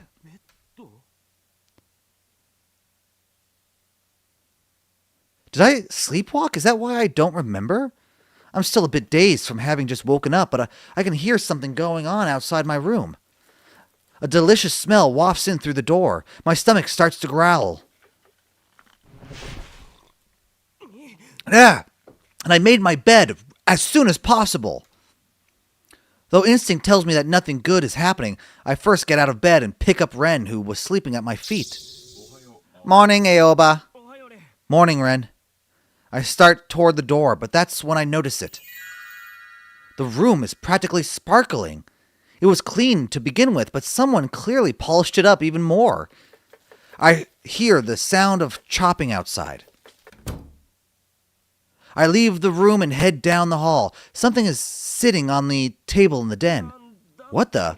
The table is covered with food. There's some giant chicken-looking thing, and soup, and even some kind of fish stew. It's all stuff I've never seen before, so of course I have no idea how it might taste. Someone is humming behind the bar counter. It's him! I turn to the source of the humming. And there I freeze. Oh, Master, good morning. This is censored, right? Just... Okay. A pervert is standing there, naked except for an apron, a gas mask, and a gloves.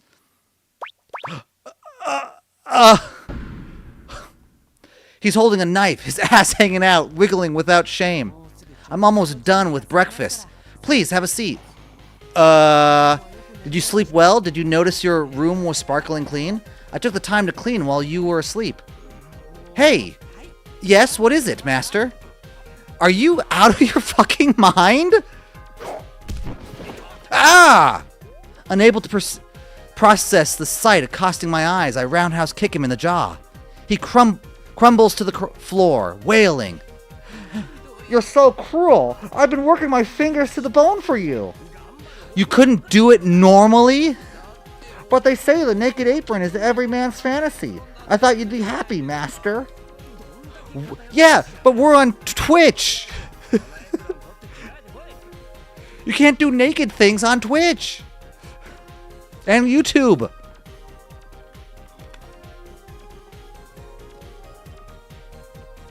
Where did you hear that shit? I just put some clothes on already. Okay. Clear is still sobbing when he gets up and leaves the bar. Naked man-ass right in front of my face. Sheesh, what's he thinking? There's weird and then there's weird. I guess you could say he made an ass out of himself. Ren, you know what? Top notch. Yeah, you can say that again. I side-eye Clear as he heads back to his room, then let out a sigh and sink into the couch. Well, I'll find out after the stream if what's gonna happen. But I mean, a bare naked ass, I feel, is not as bad. Like, especially since it's a bare naked cartoon ass. For some reason, those like have more forgiveness. Like,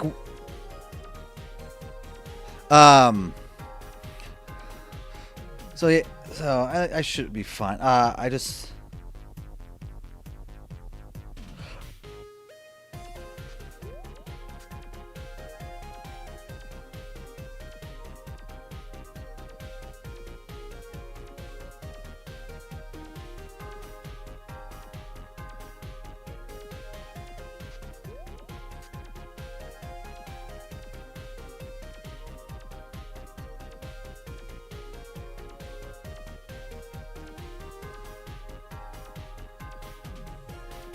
I just had to answer or respond to it. Alright. So we might be okay. But I will say, YouTube, you have like, when you click like, what category should this go into? And you click on gaming, and you can type in a game title, and it'll connect to it. Dramatical murder doesn't come up. So I don't know why. He calls this breakfast. There's way too much food on the table. Still, it actually looks pretty edible. Tasty, even. But think about who made it. It might look good, and it might even taste good, but it could also have some weird-ass side effects or something. I am hungry, though. The smell proves too much for my empty stomach, convincing me to reach slowly for a fork. I skewer a piece of the chicken-looking meat, brace myself, and pop it into my mouth. It's good. Isn't it? Isn't it? Whoa! Shit, I almost stabbed him with the fork. Man, don't scare me like that. I'm sorry, but I did change like you asked. Did you make all this? Yes. Wow. Is it good? It's good, right? I heard you. Well, yeah, it's good. Oh, I'm so glad. All my hard work work paid off. Clear claps his hands together cheerfully. You're obviously good at cleaning too. Where'd you learn all this? Some I was taught, some I learned on my own while taking care of the nice old man I lived with. Oh, cool. But where'd you find the ingredients? I got them from the supermarket place nearby. You got them? Yes, they gave guests as much as they want. Huh. Guess I should have expected no less from our Lord and Savior Toei, with his quest to bring happiness to all of humanity. After that, I let my hunger take control and start stuffing my face with various items from the spread. That corn soup is one of my specialties. I made it super creamy. It's great. And I think this omelet turned out particularly well, too. How is it? Delicious. I'm so glad. Wait! This is no time to be indulging in a luxurious breakfast. What? Be careful, master. My bad. In my haste, I almost knocked the table over. Shit, Clear's cooking is so good, I almost forgot why we're here. By the way, master, not to change the subject, but are we going to try to get into Oval Tower? And also, what did you think of my ass? Right? Was it nice, white, and shimmering like you want?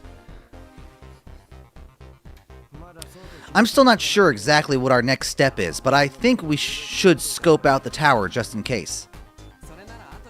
Then why don't we go there? It can't hurt to get the lay of the land.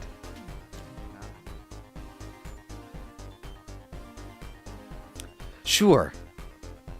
I nod while plucking a strawberry off a stack of pancakes. That was my plan to begin with. Alright, let's get ready and head out. Okay, oh, don't worry, I'll clean up. No, I ate, so I'll help. Really, thank you so much, darling. Yeah, I guess we are now boyfriends. Ow, that hurts, Master. Our little slapstick routine continues as we clean up breakfast and get ready to leave. It's still night out when we leave Glitter. Pretty weird, since we've already been here a whole day. I guess that's just how things are. But there's something... That's how things are in Platinum Jail. But there's something kind of scary about a never-ending night. I gotta...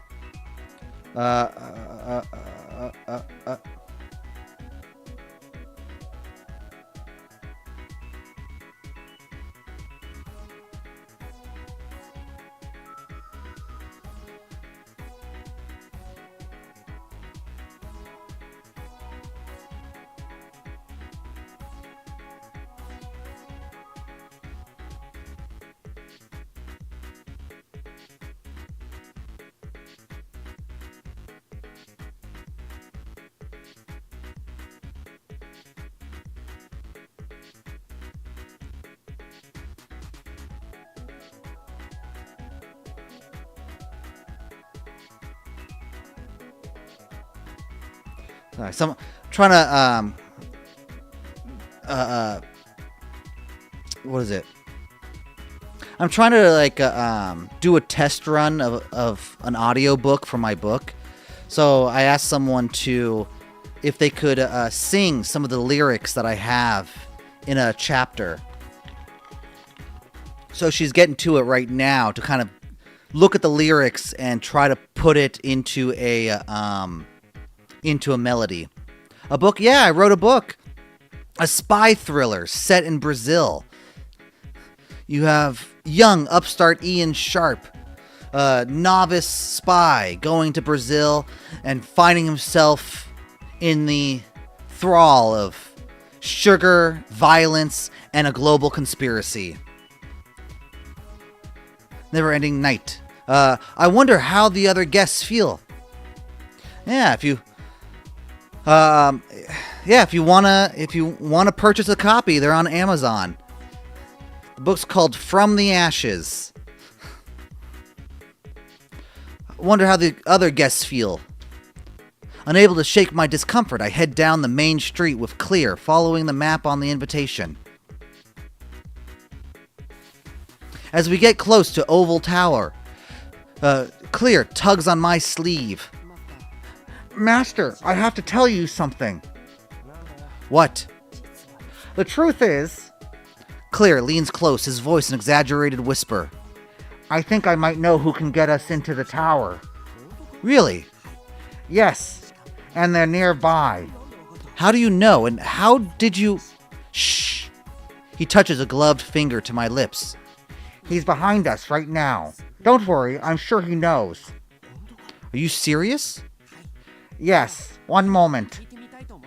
Clear spins around. I turn with him, and there, right behind us, is... Mr. Policeman! You idiot! I grab Clear's mask from behind and pull hard. You're so mean, Master. Why'd you stop me? What do you think you're doing? That's a fucking cop! Clear cocks his head to the side, puzzled. Yes, but they say you should always ask a policeman if you need help. I'm sure he knows about the tower. Do you understand what we're trying to do here?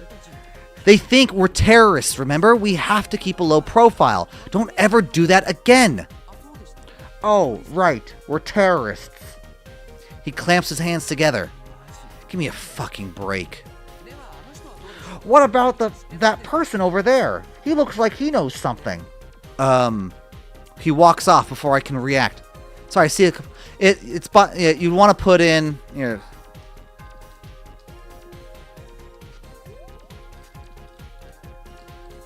Yeah. You want to put that in. From the Ashes, Robert Watson. Otherwise, you're going to see bunch of, I think it's, are you seeing a bunch of romance novels?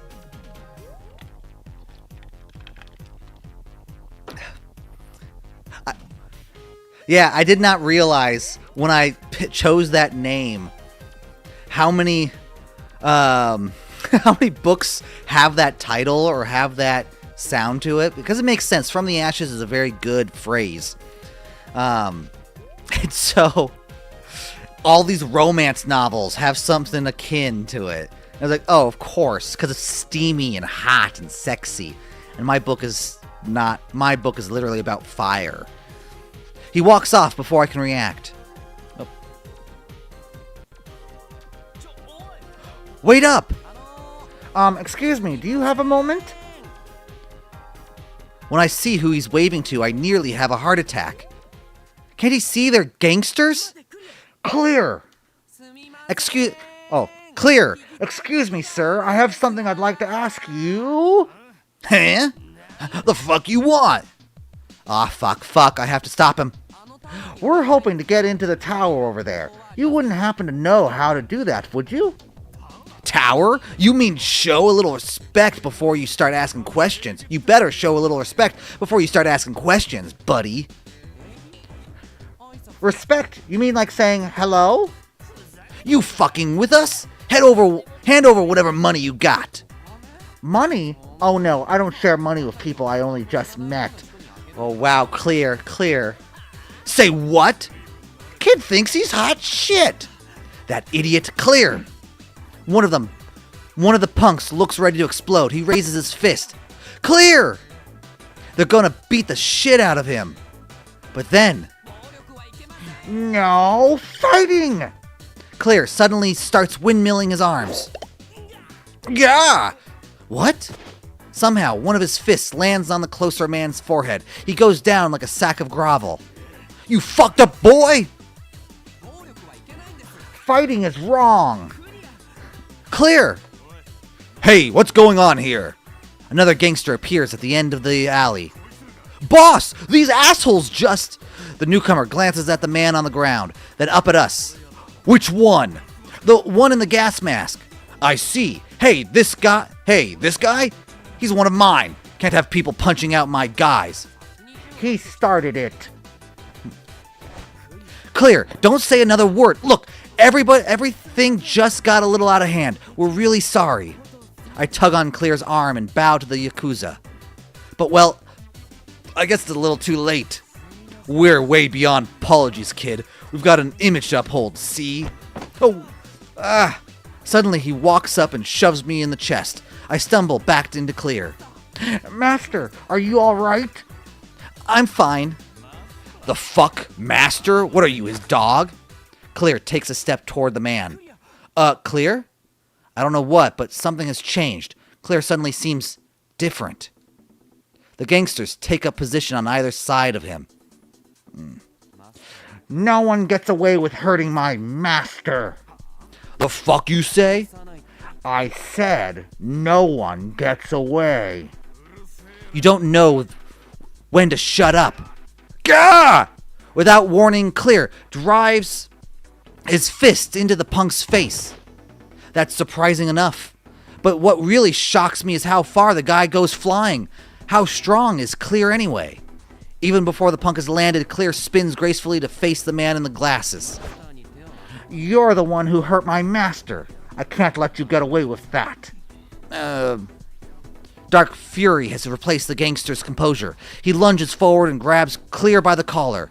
Who the fuck do you think, or who the hell do you think you are? Gah! Apologize. You little... Apologize. Ugh! Clear, stop! Apologize to master. Fuck you! Gah! Ugh! Clear! He's gonna kill him. I took hard on Clear's shoulder. Stop it already. But master, they... I'm fine. Just listen to me, okay? Stop. Okay. Clear's shoulders sink as his anger fades. Ugh. Now all three Yakuza lie sprawled out on the ground. Man, how did this even happen? It was like Clear just suddenly snapped or something. Whatever, we should get out of here. Let's move. Okay. Making sure Clear is behind me, I hurry back to Glitter.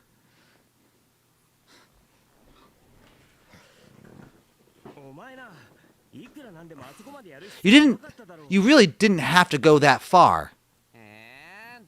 Aw, come on. Don't awe me. But when we get back to Glitter, I sit Clear down on the couch upstairs for a lecture. I don't feel like I'm getting through to him, though. What should I do?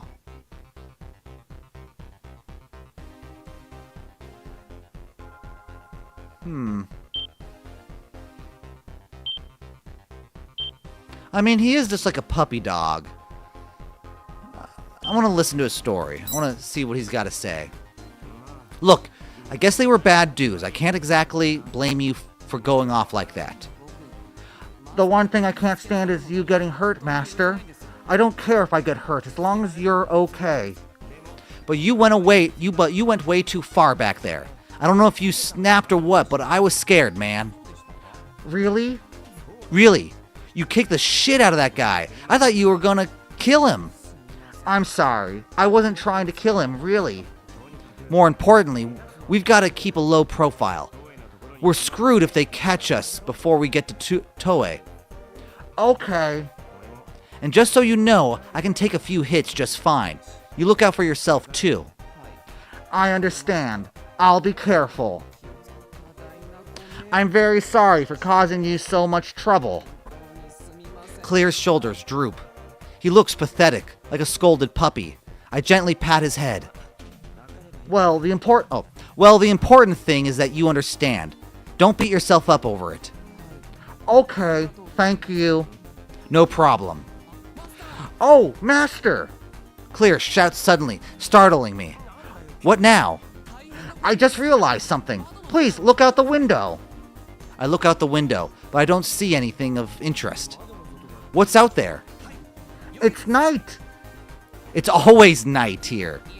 No, I'm talking about the time. So I think I'll be going to bed now. Huh? Good night. With that, Clear leans back into the couch and folds his hands in his lap. Hey! Just zzz. He just goes to sleep. Wow. All right. How long are these days? Like, there's no way that just going out or like having breakfast, eating it, going out to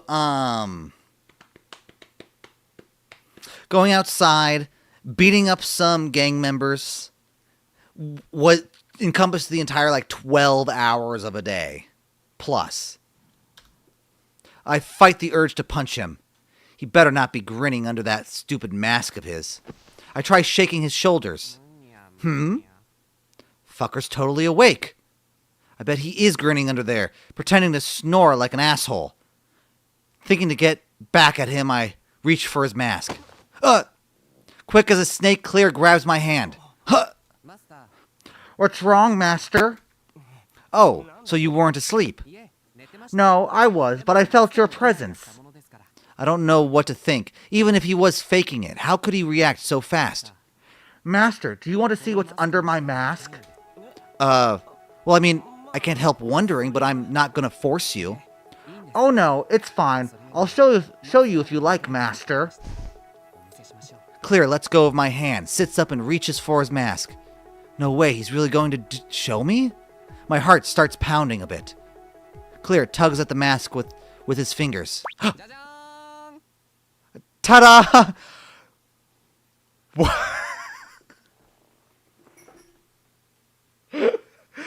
Alright, that was not... I was expecting like a super sexy, jizzled jaw kind of face.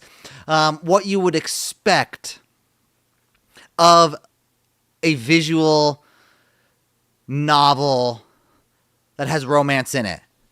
I was not expecting this face. And beneath his mask is a fair-skinned, slightly round lady's face. More accurately, a mask of a lady's face.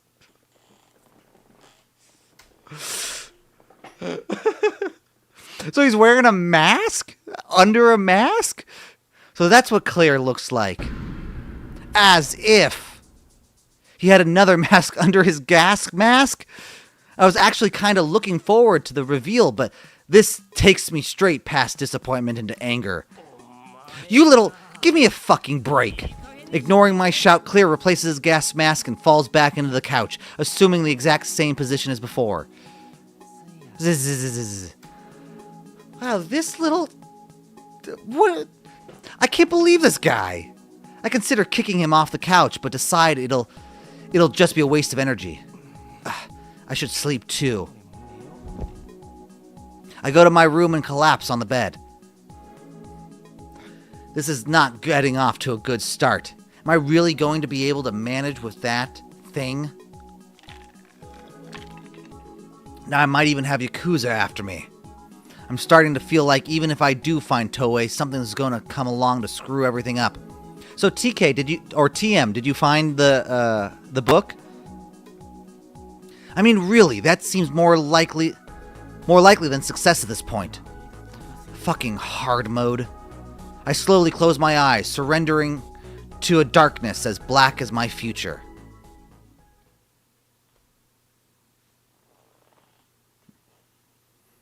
The next day, well, according to the clock, it's still night outside, of course. I get up, grab Ren, and leave the room. Oh, is he going to be naked again? Looking for something to wet my throat, I go to the den and open the fridge by the bar counter. It's full of fruits and vegetables and other ingredients. This must be stuff Clear got at that supermarket he mentioned. Come to think of it, where is Clear? Is he up already? I grab a fruit in lieu of breakfast and poke my head into Clear's room. It's empty. I lean over the handrail to check the first floor. No one's home. Where'd he go? If you mean Clear, he went out a little while ago. He went out? I have a bad feeling about this, especially after that run-in with those Yakuza yesterday. Just as I decide to call him, my coil rings. It's Clear.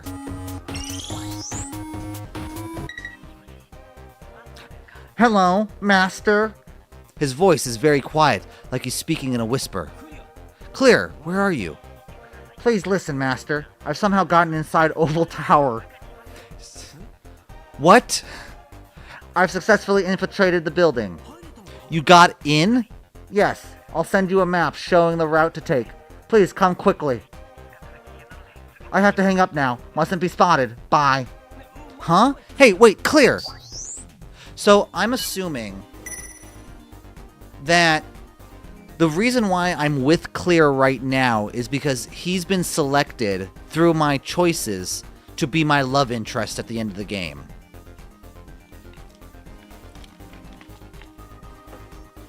So I think whoever goes into Platinum Jail with you becomes your love interest at the end of the game.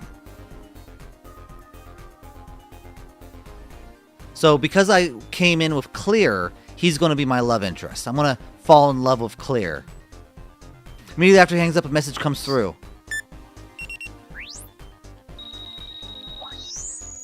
Yeah.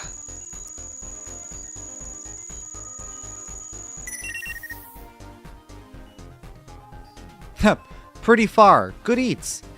Here, go straight. Arcade. He sent me a child's drawing. What the hell am I supposed to do with this? I wonder if he actually got inside. I mean, is it that easy? And again, this is Clear we're talking about. Guess I better check it out. I put Ren in my bag and leave glitter. All over the place. I just leave glitter everywhere. Sucks. Yeah. That's what happens when you give me a shitty Airbnb. I follow the main street like Clear's main map says. What? What was that just now? Something familiar catches my eye, so I turn around to see what it was. Aoba, what's wrong? Nothing. I just thought I saw Clear. That slouch and messy hair. Who else would it be? But when I turned to look, he was already gone. Couldn't be. It must have been someone who looks like him. Isn't Clear at Oval Tower? Yeah, that's why I said it couldn't be. I screw my head back on and head for the tower.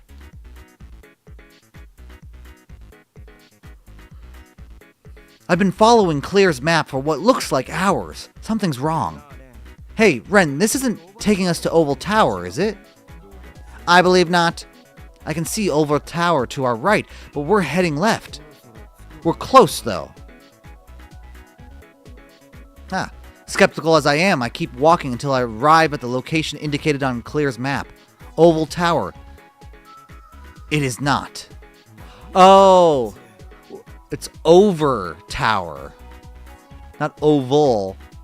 What is that idiot up to?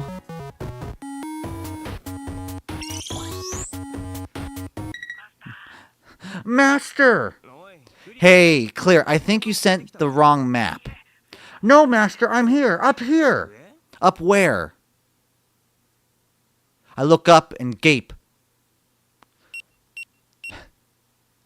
A man in a gas mask is waving from a window of the building in front of me. That idiot. The building sign reads Over Tower. Why Over has 2 R's? I don't know. That idiot. It seems like he got the wrong tower. How do you do that? Now that is a mystery. Glaring at Clear, I raise my coil and take a deep breath. You idiot! Get your ass down here right now. Do you want that ass barren or clothed? Clothed, please. Understood. Master, no. Shh. You got the wrong tower. Hurry up and get down here. Huh?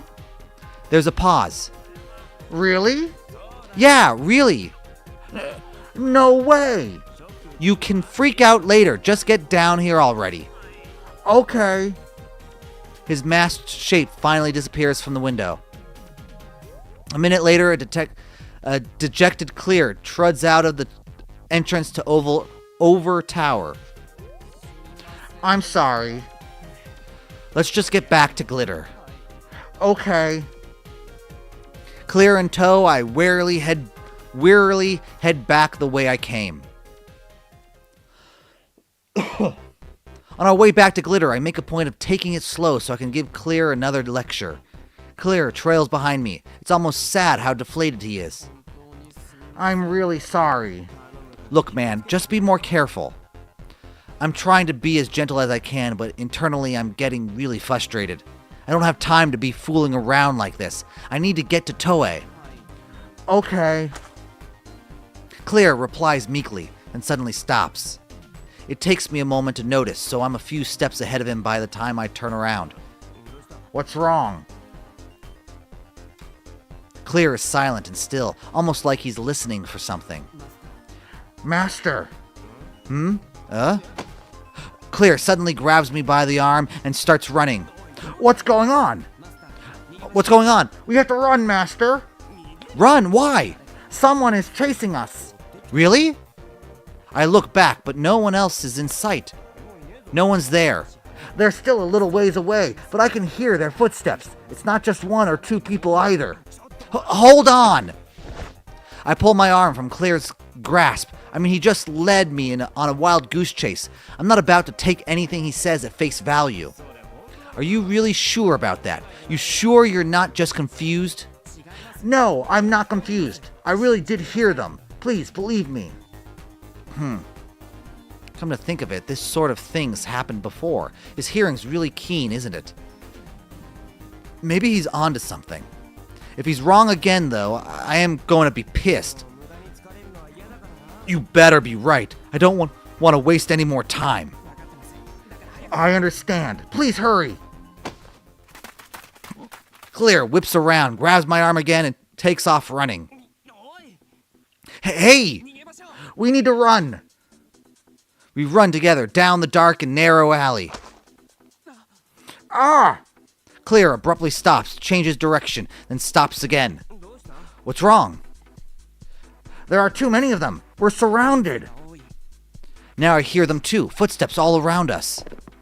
Men appear at either end of the alley, approaching slowly. There are about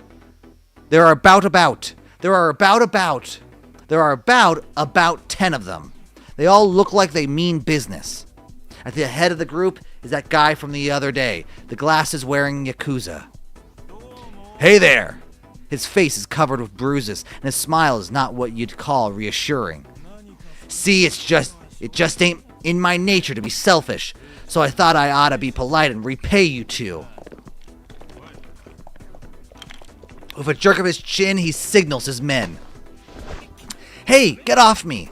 Shut your mouth! I said don't touch me! Ooh, nice kick. Fuck, give me a hand here! One of the gang members called Fuck? They're like, fuck, get over here! Master! Let me go! I kick several of them away, but there are too many. Soon they have my arms pinned. Master! Hold it, behave, and I promise no one will hurt you, your precious master. Really? Really. Clear, don't listen to him. But if I behave, they won't hurt you. You idiot. But it's pointless. Clear stands still and lets them grab him. Now, as I recall, you, Mr. Gas Mask, were the one who gave me the best present. The man walks up to Clear and gets right in his gas-masked face. First, I'll be taking this bullshit mask of yours. No. You really don't understand the situation, do you? Hey, hold him tight. He reaches for the gas mask, but just as he's about to pull it off, I said no. Ugh! Clear knees him in the gut. He doubles over, sputtering, then glares at Clear. Motherfucker.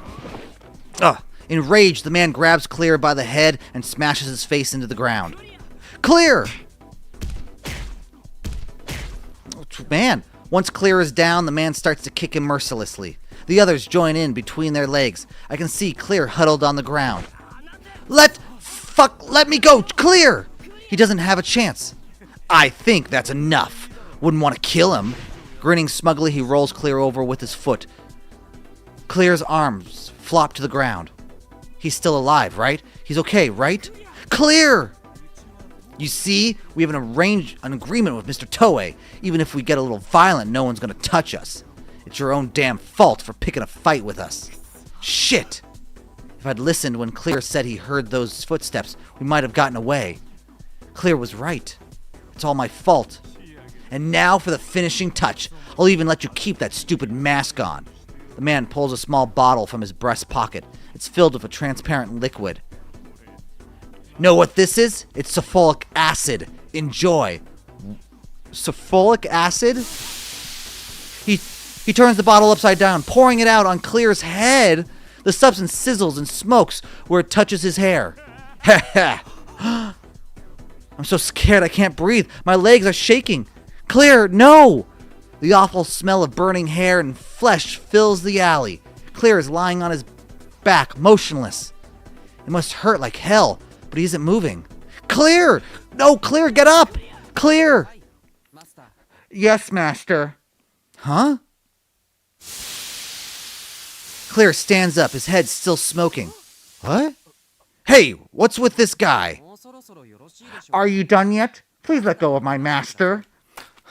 Clear calmly approaches the man. The smile has vanished from the gangster's face. He staggers backward. Monster! Stay back! Run! The gangsters flee, shrieking like little girls. As their footsteps fade into the distance, I sink to my knees and stare at Clear. The scene I just witnessed was too impossible. It's only by sheer force of will that I managed to get back to my feet. Clear. Yes? Are you okay? Smoke is still coming off his head. I have to fight to get the words out through my fear. How are you so calm? We have to rinse that off or something before it's too late. We have to do something. I'm fine. You're not! You're still smoking. We have to. I'm fine. Enough bullshit. Just give me a break already. Is that an order? Even if you make it an order, that's the one thing I can't do. Clear dashes off. Huh? Hey, Clear, wait! What the hell? He ran away. Where is he even going? I chase after him, my thoughts a jumble of confusion. What the hell is he thinking? No way he's fine after that. And now he's running away.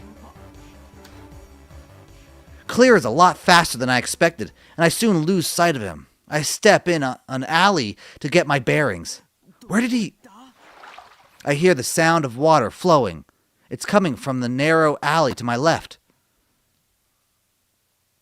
The alley opens onto a fountain surrounded by some benches. There's a lump sitting in front of the fountain. I know instantly that it's Clear. Worried he might run away, I approach slowly. Clear? He twitches, making his silver hair sway. His hair is wet. He must have dunked his head in the water. Hey, is your face okay? Did you wash it all off? There was so much smoke, I was really worried.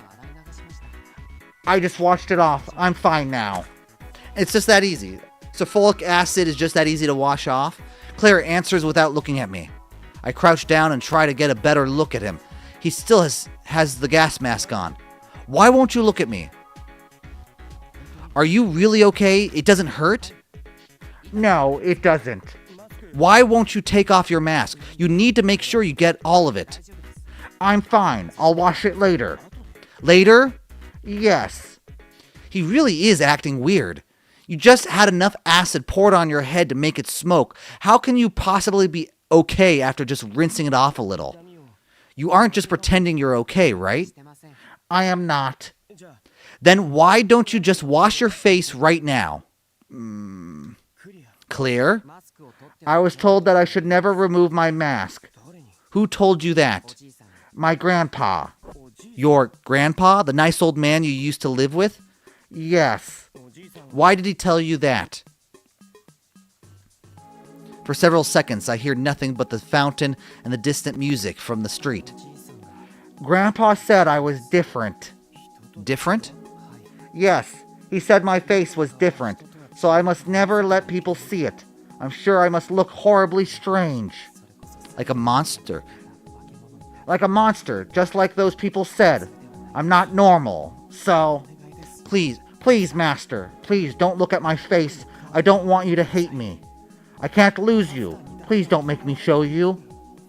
I gently put my hand on his shoulder. His whole body jumps. I'm not gonna hate you, no matter what your face looks like. Because this is my love arc for you. I'm apparently gonna fall in love with you.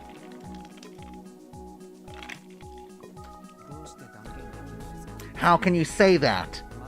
You've never seen my face, Master. You can't know if it'll make you hate me or not. Clear's voice is hard as ice, and it's brittle. How can you be sure, even if you are my master? That's the one thing I won't do. I can't. Sure, I haven't seen your face before, but let me ask you this.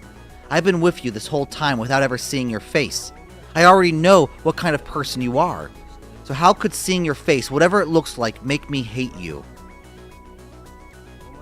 You're a weirdo, and I can never tell if you're playing dumb or what, but I wouldn't say I hate that about you.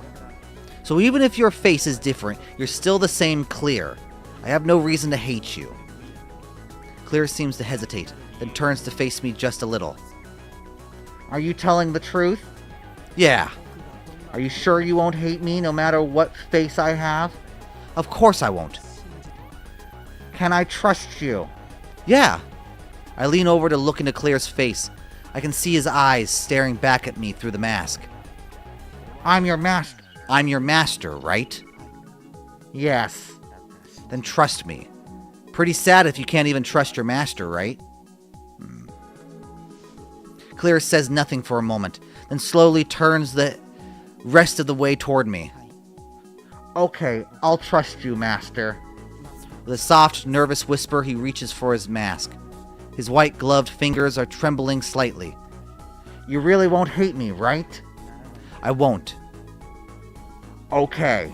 Alright, is this going to be a real face reveal? Suddenly we're like very tender towards Clear. Like we're just weirdly tender now. A hint of resolve has entered his voice. Slowly, Clear removes his mask.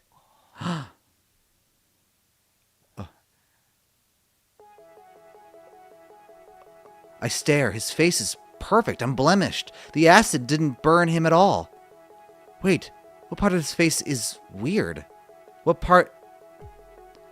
Wow, we see clearly now, yeah. What part am I supposed to hate? That's clear? Forget weird. He's beautiful. Okay, maybe you can be naked in an apron, Clear.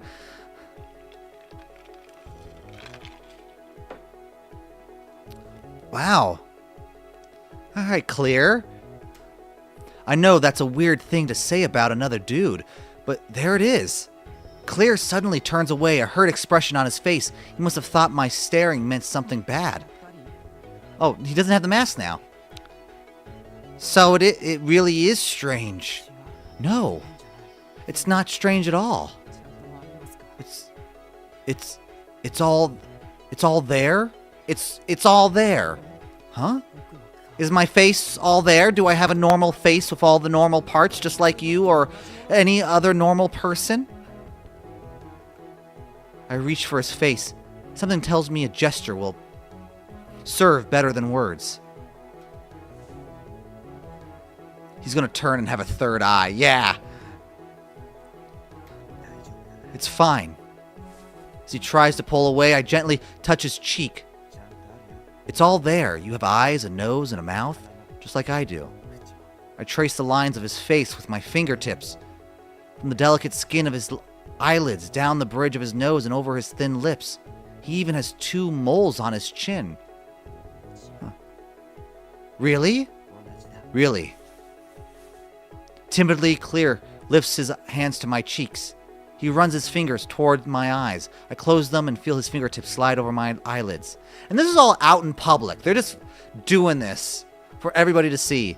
And he draws them down over the bridge of my nose and my lips. I hear him sigh softly as he pats my cheeks and chin like a baby feeling his father's face. I have a face just like you, Master?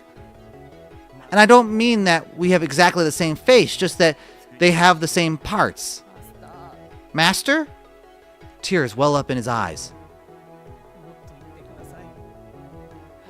Please say it again. Tell me I look just like you, Master. Please, say it again. You're just like me. You don't look weird at all. You're normal, just like me. Really? Really. Thank you. Clear smiles and lowers his head, his eyes still glistening with tears. He looks so helpless like that. I gently embrace his head and stroke his fluffy hair. Well, since you did take it off, make sure you go wash your face properly, okay? It doesn't look like there's any left, but just in case. Clear!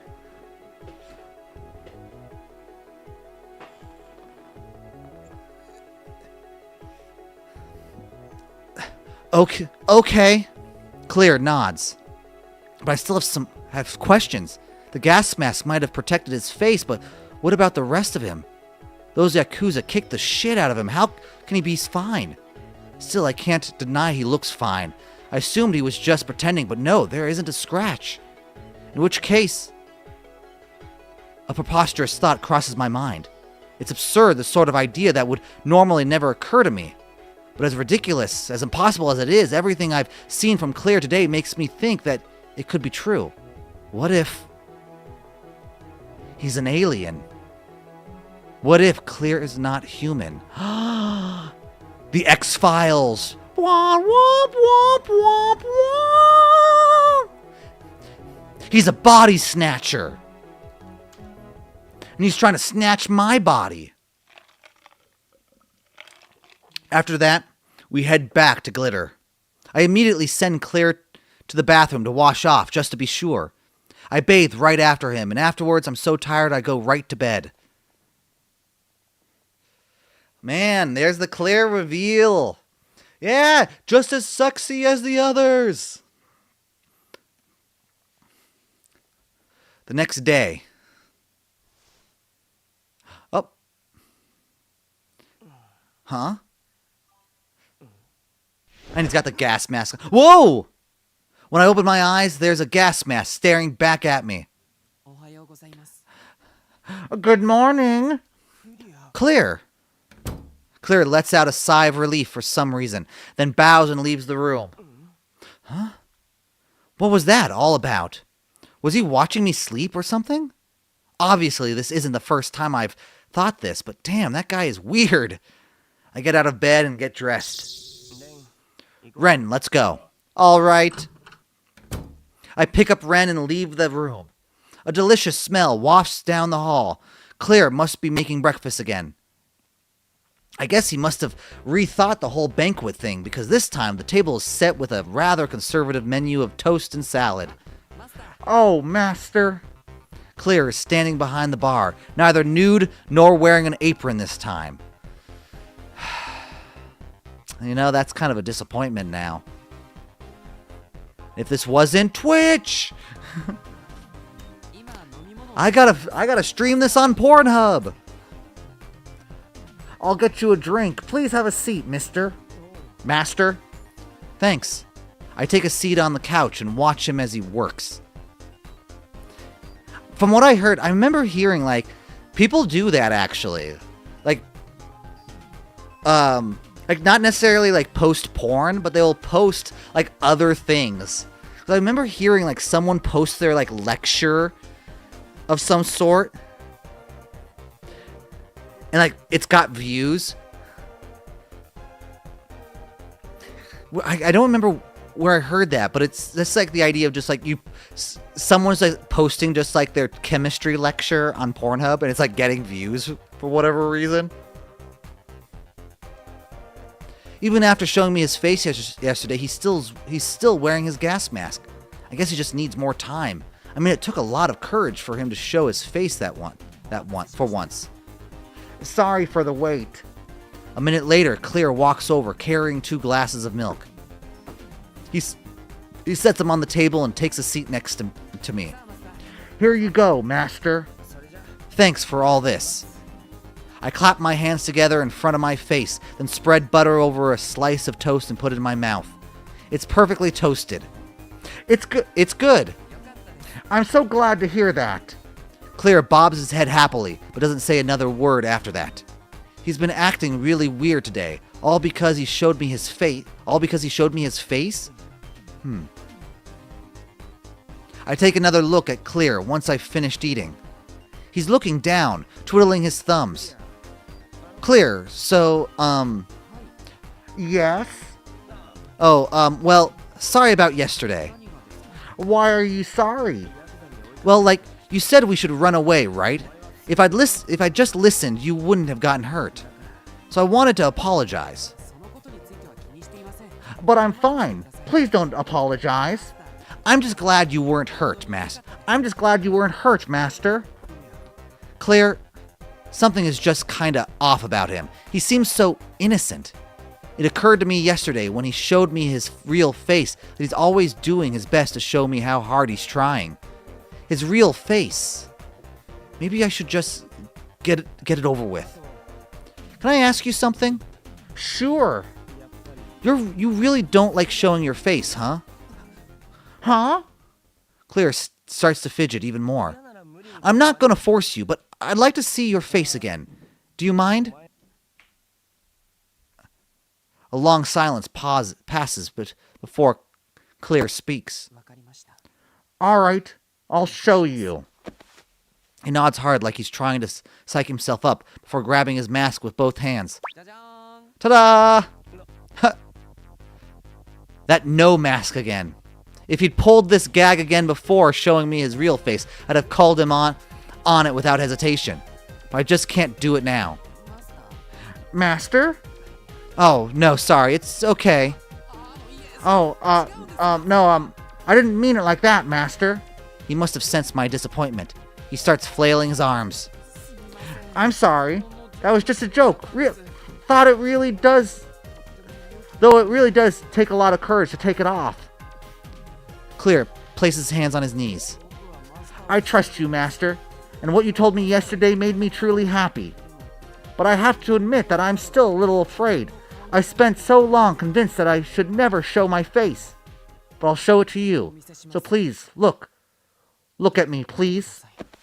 Clear reaches for the second mask. He slowly removes the mask to reveal...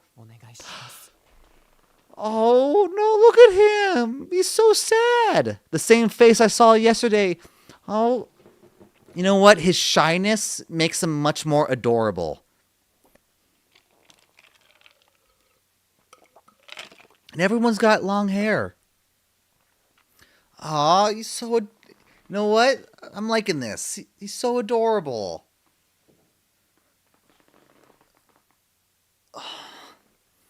Oh, man.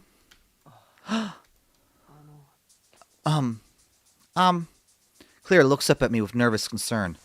He looks so much like a puppy. Yeah. Oh, and he says, yeah, his eyes looking straight. Yeah, I think he's the most adorable of the set. He's got this innocent shyness. I smile and pat his head. I already told you, it's fine. I won't ever hate you. Really? Yeah. Thank goodness. Oh, and that little smile. He smiles.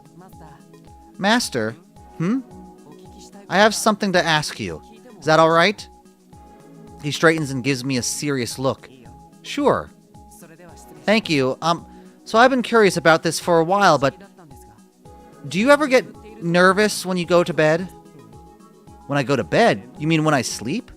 Yes. Don't you ever worry that you might stop breathing? That you might die in your sleep and never wake up to see tomorrow? The question takes me a bit off guard. I can't say I've never thought about it, but I don't think I've ever gotten anxious about it. Really? Why not? Why, well, I mean, I guess you just don't usually think about it that much. But there's no guarantee it won't happen, so why? Your life is finite. Doesn't that terrify you? Don't you wonder what the point of living is if there's an end? Clear. Haven't you ever wondered about the meaning of life? Don't you ever wonder why you're alive right now? How am I supposed to respond to that? Are you afraid of something? Yeah. Are you worried about something? Worried? All these questions make me think you're really afraid of something. Afraid? Me? No, I'm not afraid. Then what's with the questions? Clear's eyelashes cast delicate shadows on his cheeks. Those are long eyelashes. Everyone dies eventually. That's why you try to live life to the fullest. But no matter what you do, it doesn't change the fact that every day you're one step closer to death. And once you die, you're just an object, a thing, no different from any time, any machine. But despite that, you struggle so hard to do something in the time you have. Why? What are you trying to leave behind? The simple fact that you were alive? But what's the use of that? Isn't that just selfish? Wow, Clear suddenly just getting real deep. I think I know what he's trying to say. What is the meaning of life? What does it mean to die? Does anyone out there truly know the answers to these questions? You can't exactly talk with people who've died. Some people say you go to heaven when you die. Some people say you go to hell. But none of them have seen it for themselves. No one really knows what's waiting for them. That's a good question, but I don't know the answer. I don't think anyone does. But I guess I have to agree that living is more or less selfish. Isn't it? There are some people who devote their entire lives to helping others, but I think most people are focused on living their own lives to the fullest. But I think that's because, ultimately, you can't really imagine what comes after you die. So it's scary, right? Because you can't imagine it. Yeah, I mean, we don't know what happens after we die. We don't know if anything even happens at all, right? Even if you can imagine it, you can never prove it because you'd have to be dead to find out. So I think that's why people try to leave behind some proof of who they were, so they can believe that even after they die, some part of them will remain. And I think we feel that way because death is so unimaginable. That's why we all cling to life so desperately. But I think everyone fears death to different degrees. It's not like living is fun all the time. Sometimes things can get bad enough to make you want to die. I think some people see death as a release from all their troubles in life. A release? Yeah. Even a hellish death might seem like salvation from heaven to some people.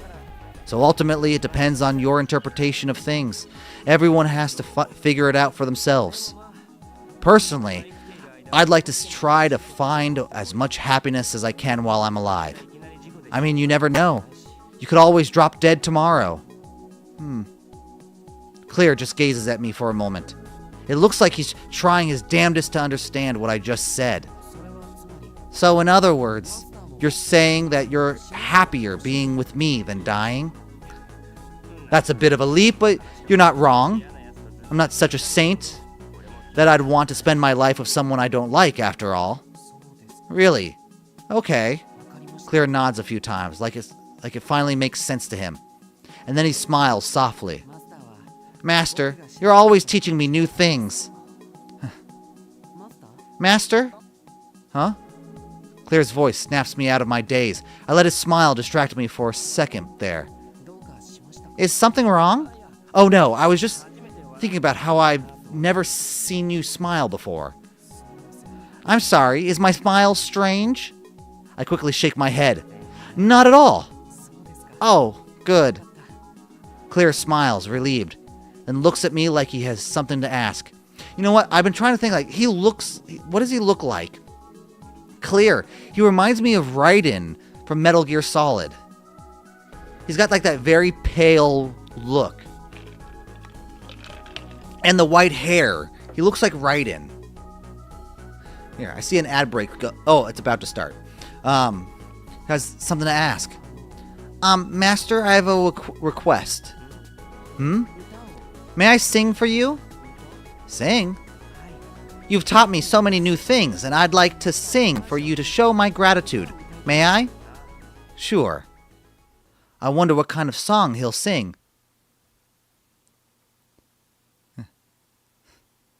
Clear takes a deep breath, then starts to sing.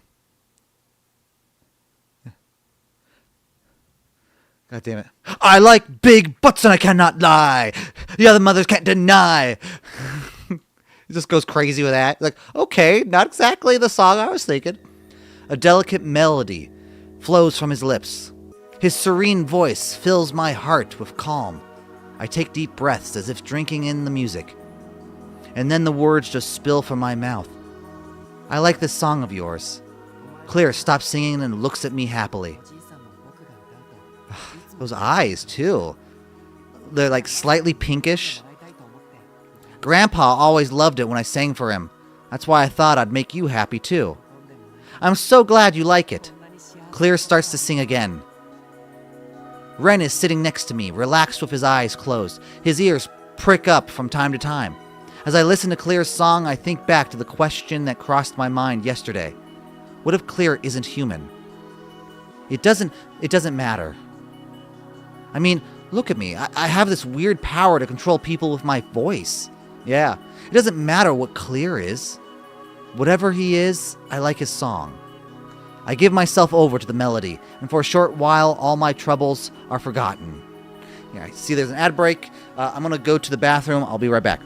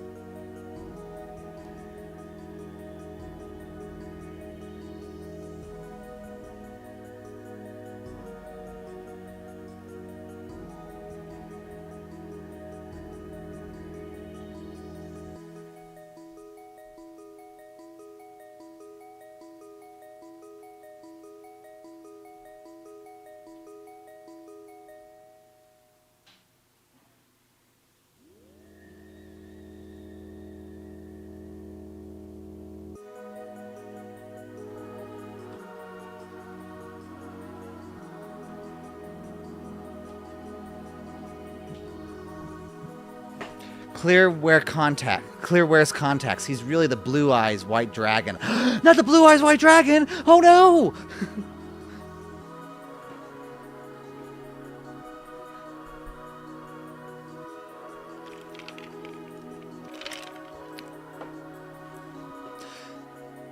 So I think I'm right in that whoever you go to Platinum Jail with, that will become your love interest. Which, like, I think that's a cool concept. Like, the first half of this game is setting up the story, and then the second half is setting up the romance. My only issue is that I would have to replay this entire game again to get the different endings, right?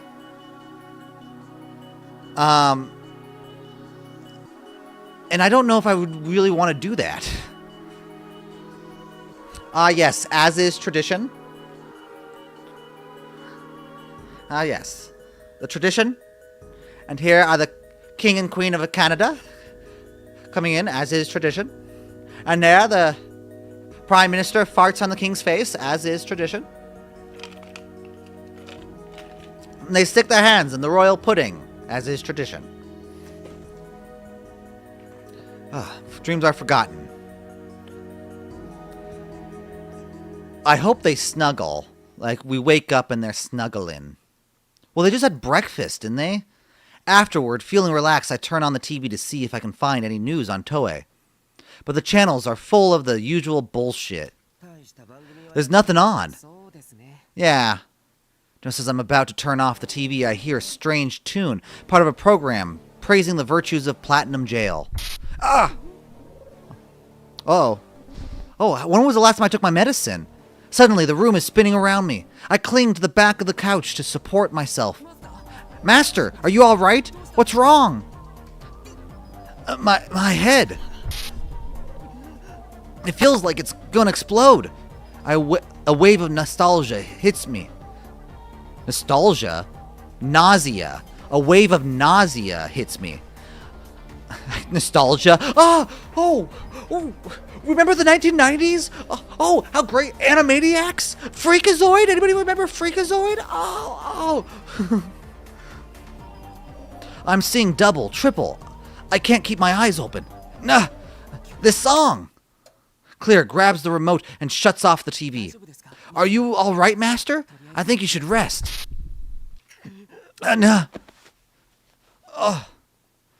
I lie down on the couch with Clear's help, my skin clammy with sweat. Oh man, I'm just having all these.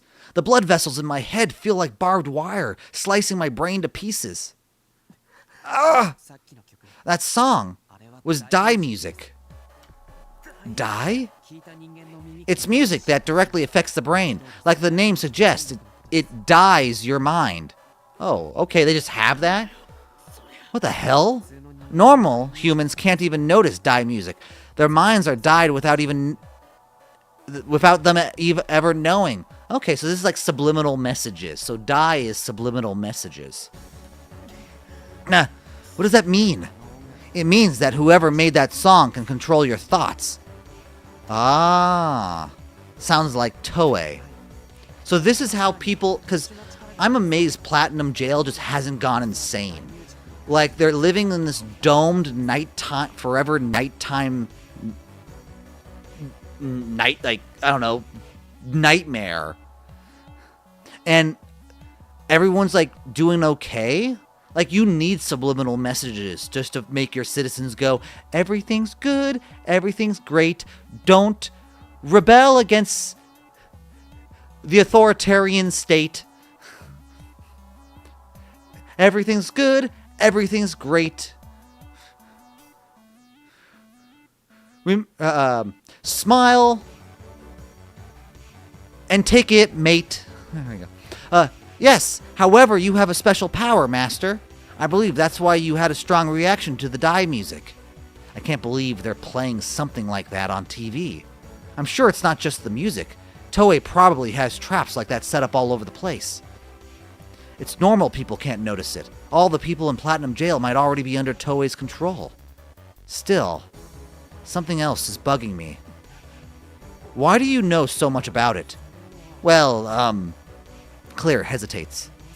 That's a very good question. I'm not entirely sure myself. It just came out of my mouth. Maybe Grandpa told me. I don't get the sense that Claire is lying.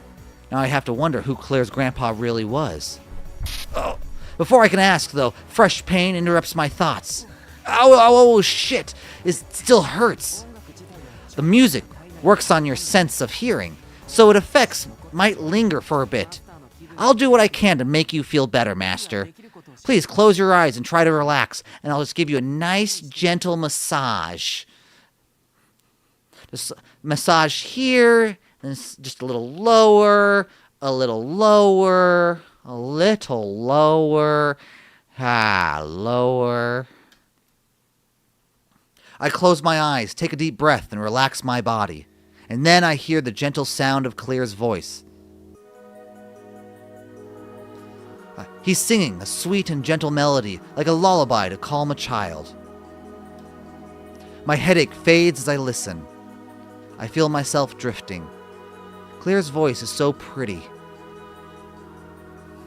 You know what? I've decided. I'm gonna fuck him. That's the last thought that enters my mind before I fall asleep.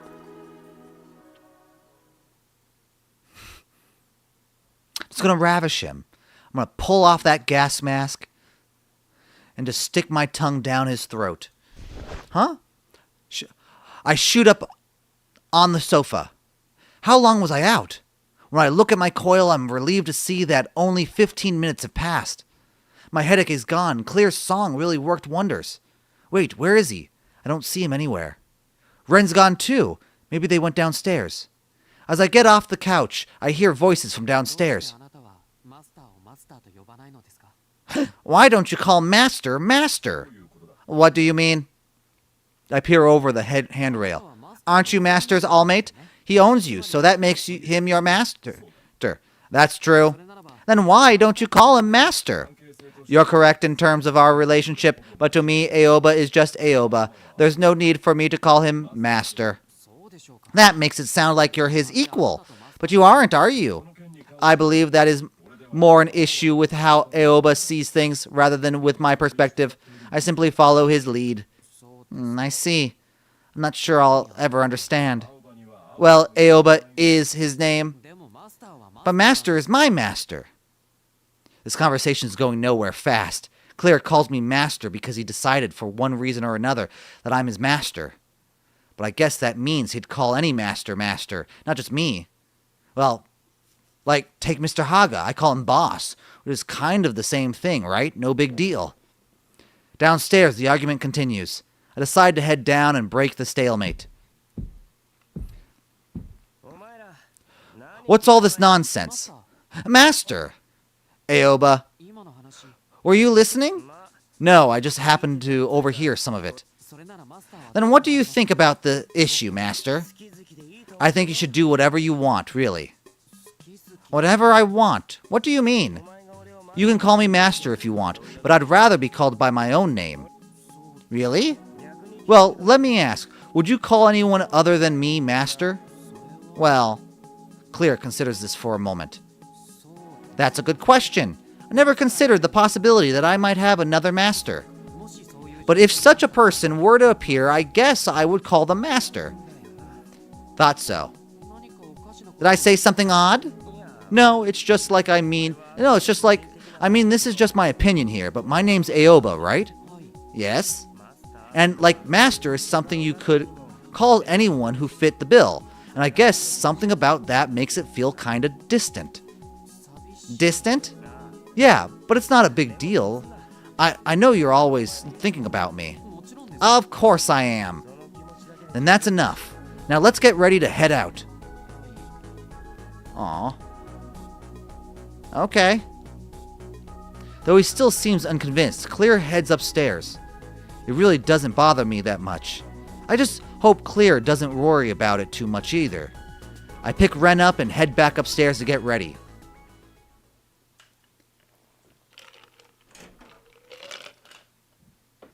As I'm getting ready to leave, I hear some sounds coming from the first floor. What is that? I open my door a bit to see what's going on. Ren slips out through the gap, then returns a few seconds later. Aoba, Clear went outside. Huh? I pick up Ren, put him in my bag, then poke my head into Clear's room. It's empty. What is he up to? Where did he go?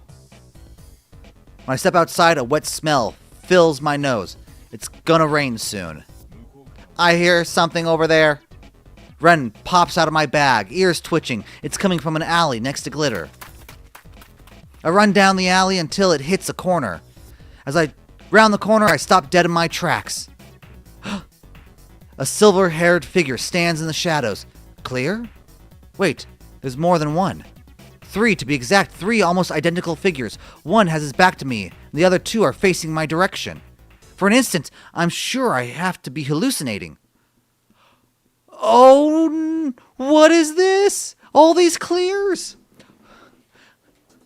Both of them have Clear's face. That's why you hide his face. The only difference is their clothes.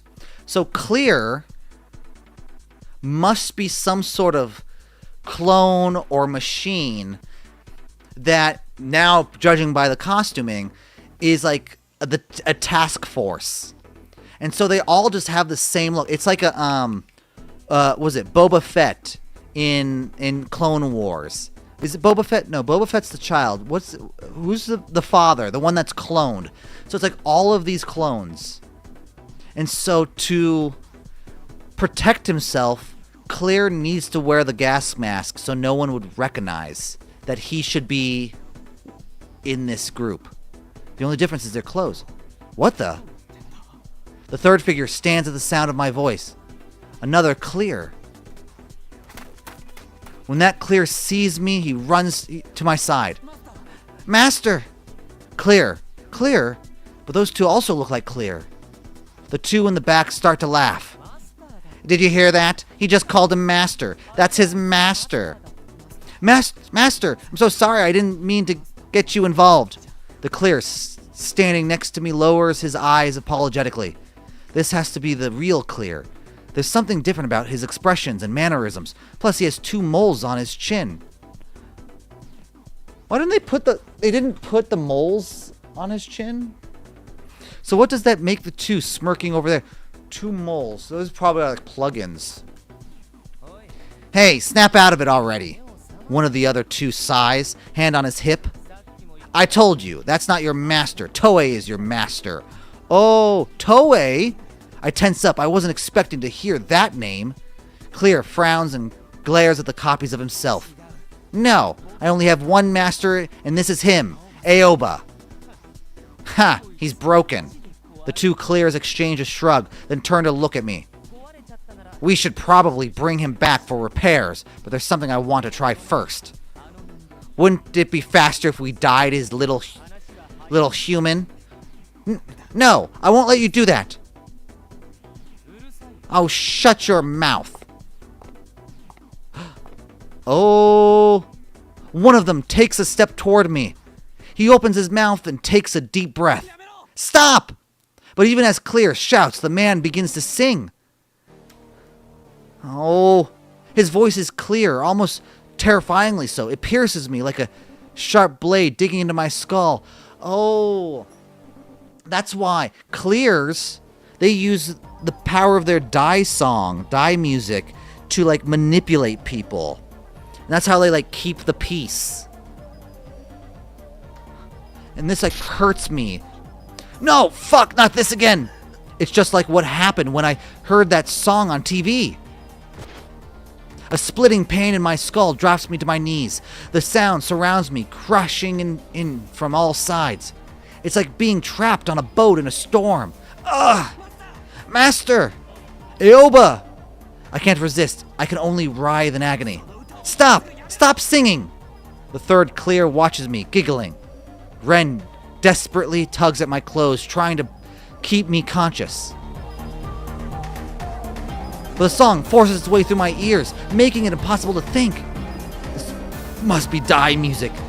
Aoba, don't give in. Ah! I hear feet strike the ground, followed by a rush of air. Clear darts through my blurry vision. He knocks the singing Clear away, and the song stops. What? Unless I'm seeing things, sparks just fly from Clear's arm. Gah! You've really done it now. The one who was singing shrugs and lets out an annoyed sigh. The singing has stopped, so while the headache persists, I can at least think again. Clear staggers backward, clutching his arm. Clear! Aoba. Ren helps push me up. I stand and run over to Clear. I grab Clear's shoulder to support him as he sways. The right arm of his coat is burned and tattered. I guess I didn't imagine those sparks earlier. Clear, are you okay? Master, I'm sorry, I'm fine. Do you have any idea what you just did? Clear's eyes blaze with anger. If not, that arm should tell you. But hey, too late to stop now. You really are an idiot. Hehehe. It doesn't matter what happens to me. I stopped you. I saved Master. What a moron. You really are broken beyond repair. He laughs melodically as he returns to his partner's side. Well, no point trying to repair you now. We'll be going. That fake master of yours is going to end up died in the celebration anyway. You saved him for nothing.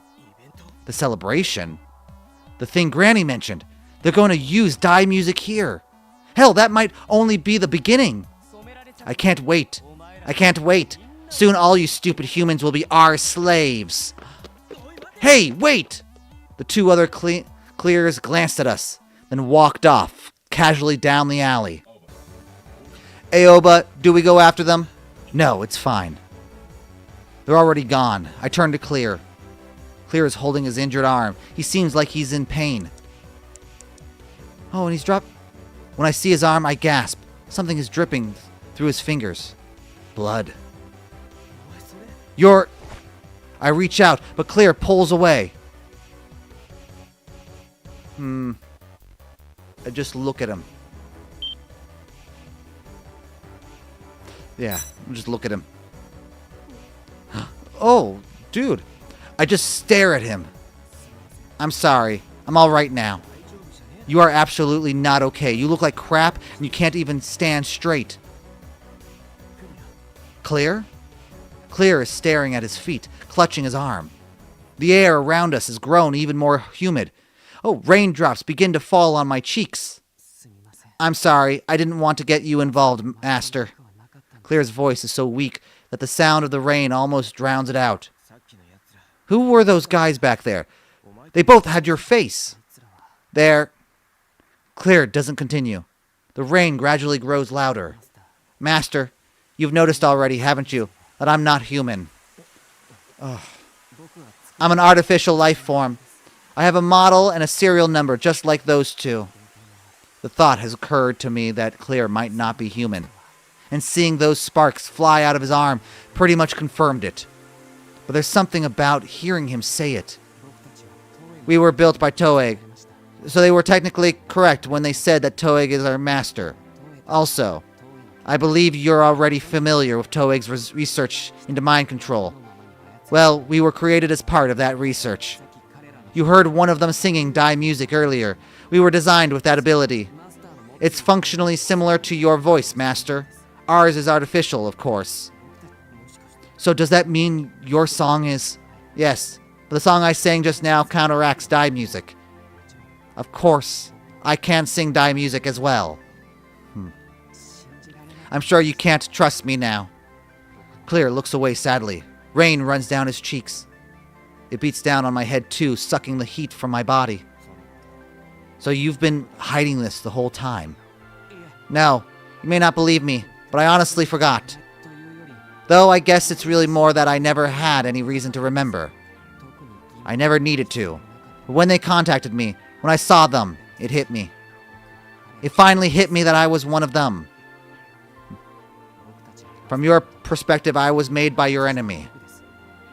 I might even be a spy or something. I can't blame you for wandering.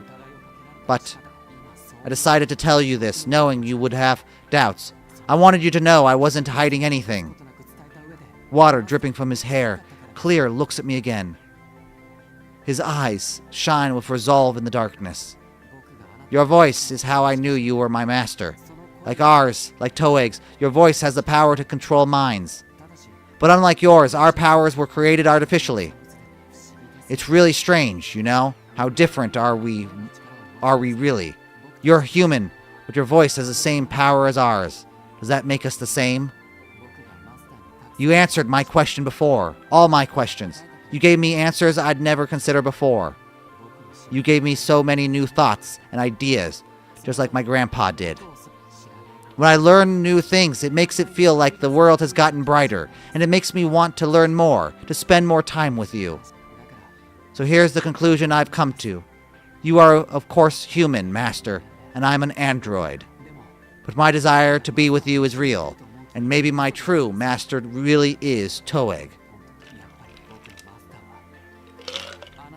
But as far as I'm concerned, my only master is you.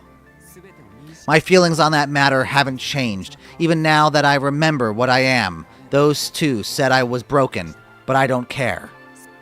I've never tried to trick you. I'm not trying now. If I can convince you to believe anything, please believe that. With a sorrowful echo, his last few words vanish into the rain. I find myself clutching the front of my jacket. It hurts to see him like that. I'd be lying if I said I wasn't shocked to hear that Clear was created by Toeg. Clear's fears are not unfounded. The thought that he might be deceiving me has crossed my mind. But no, I can't believe that. If there's any part of this story I doubt, it's that he's artificial at all. He just looks so human, standing there in the rain, spilling his guts to me. Clear, you're so stupid. Master? Do you really think I'm that heartless? Clear frowns, biting his lip. Then, as if struck by a sudden inspiration, he rummages through his pockets. After a moment, he pulls out an umbrella. Whoa! You'll catch cold, Master. Haha. I have to laugh a little. It's just so like him. He opens the umbrella and offers it to me. Even now, he's still thinking of me first. He really is the Clear I know. I guess those are the two moles, kind of under his lips there. I'm so happy you're my master. Thank you so much. It's really not that big a deal. I'm just telling you how I feel. It's kind of embarrassing, though. Oh, right. Clear rummages around in his pockets again. Where's my mask? He comes up with his gas mask. How do those pockets even work? While I marvel at this mystery, Clear looks me straight in the eye. Master? Never mind. Clear looks away. What's wrong? I just remembered one other thing I wanted to ask you. Do you mind? Go ahead. I used your name earlier. Huh? He did. Was it when he was talking with those other Clears? I didn't notice at all, the situation being what it was. I noticed it. Would you mind if I used your name one more time? Your real name, not Master? No, let me rephrase. Please, Master, let me say your name. His words remind me of the conversation he had with Ren in Glitter. Clear argued that it was only natural. Yeah, his umbrella is clear too. Yeah, that's true. It's transparent. Only natural to call his master Master. He couldn't understand why Ren calls me by name. But now that very same Clear is asking to use my name. This is a pretty big deal, right? If Clear is recognizing me not as his master, but as Aoba, that means... Is that a no? Of course you can. Really? Yeah. Thank you. Clear looks me right in the eyes and slowly brings his face close to mine. Aoba, I love you. Wow. Well, of course you do. I'm your master. Why wouldn't you love me? My eyes go wide at the unexpected confession.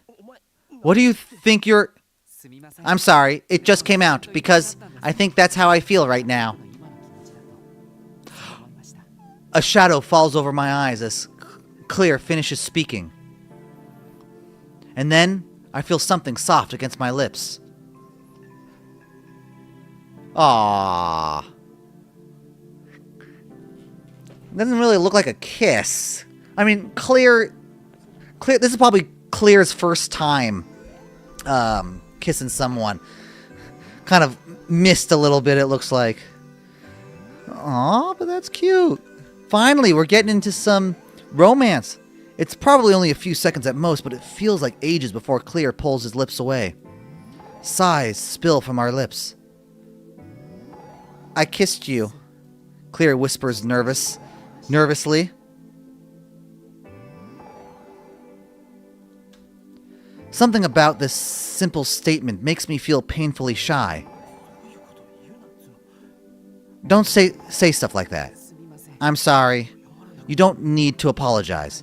Okay. We speak in whispers, unable to look each other in the eye. I'm pretty surprised he kissed me, but the most shocking thing was his declaration of love. Hey, mind if I ask you something too? I don't know who's talking. Yes? When you said you loved me, what exactly did you mean by that? I meant...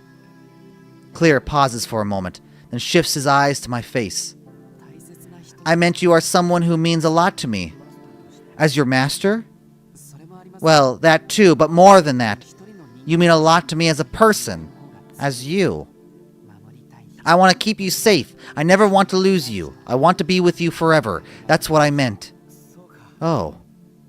I'm getting more and more embarrassed. Clear's confession took me off guard, but I guess to him, using my name carries every bit as much weight. To be honest, I'm not really sure how I feel about Clear yet. But oddly enough, I can't say I hated it when he kissed me and told me he loved me. I mean, the thing about Clear is how anatomically correct is he? I mean, Clear's an android, which means that, like, Clear could be a he or a she. It's an it, honestly. So this, like, gives you the chance of a little wiggle room. He looks terribly anxious, though still uncertain of my feelings. I reach out to gently stroke his hair. Thank you. Claire's face softens into a smile. No, thank you. I'm happy just to be with you. His sincerity makes my heart ache. Clear expects nothing from me. He just wanted to convey his love, nothing more. But something about that makes me kind of sad. It makes me want to give him something in return. But I can't find the words. I'm still not sure how I feel. So instead of words, I answer with a hug. Be nice to see the hug. Clear tenses up at first before leaning hesitantly into me. He's warm where our bodies touch, just as warm as any human being. So what if he's a machine? That doesn't matter. I squeeze Clear tightly before pulling away. The rain is beginning to let up a bit. We should be okay now. Clear closes the umbrella. Looks like it. An awkward tension fills the air. We find ourselves staring at our shoes. Just then, my coil beeps. I have a message. All right. I am going to stop here for today. I have to have dinner and then make my way over to see some shows. So I need to give myself time to get ready. But that was good fun. We made some great progress. We are in Platinum Jail. I think next time I stream, we will finish this game. I will... What?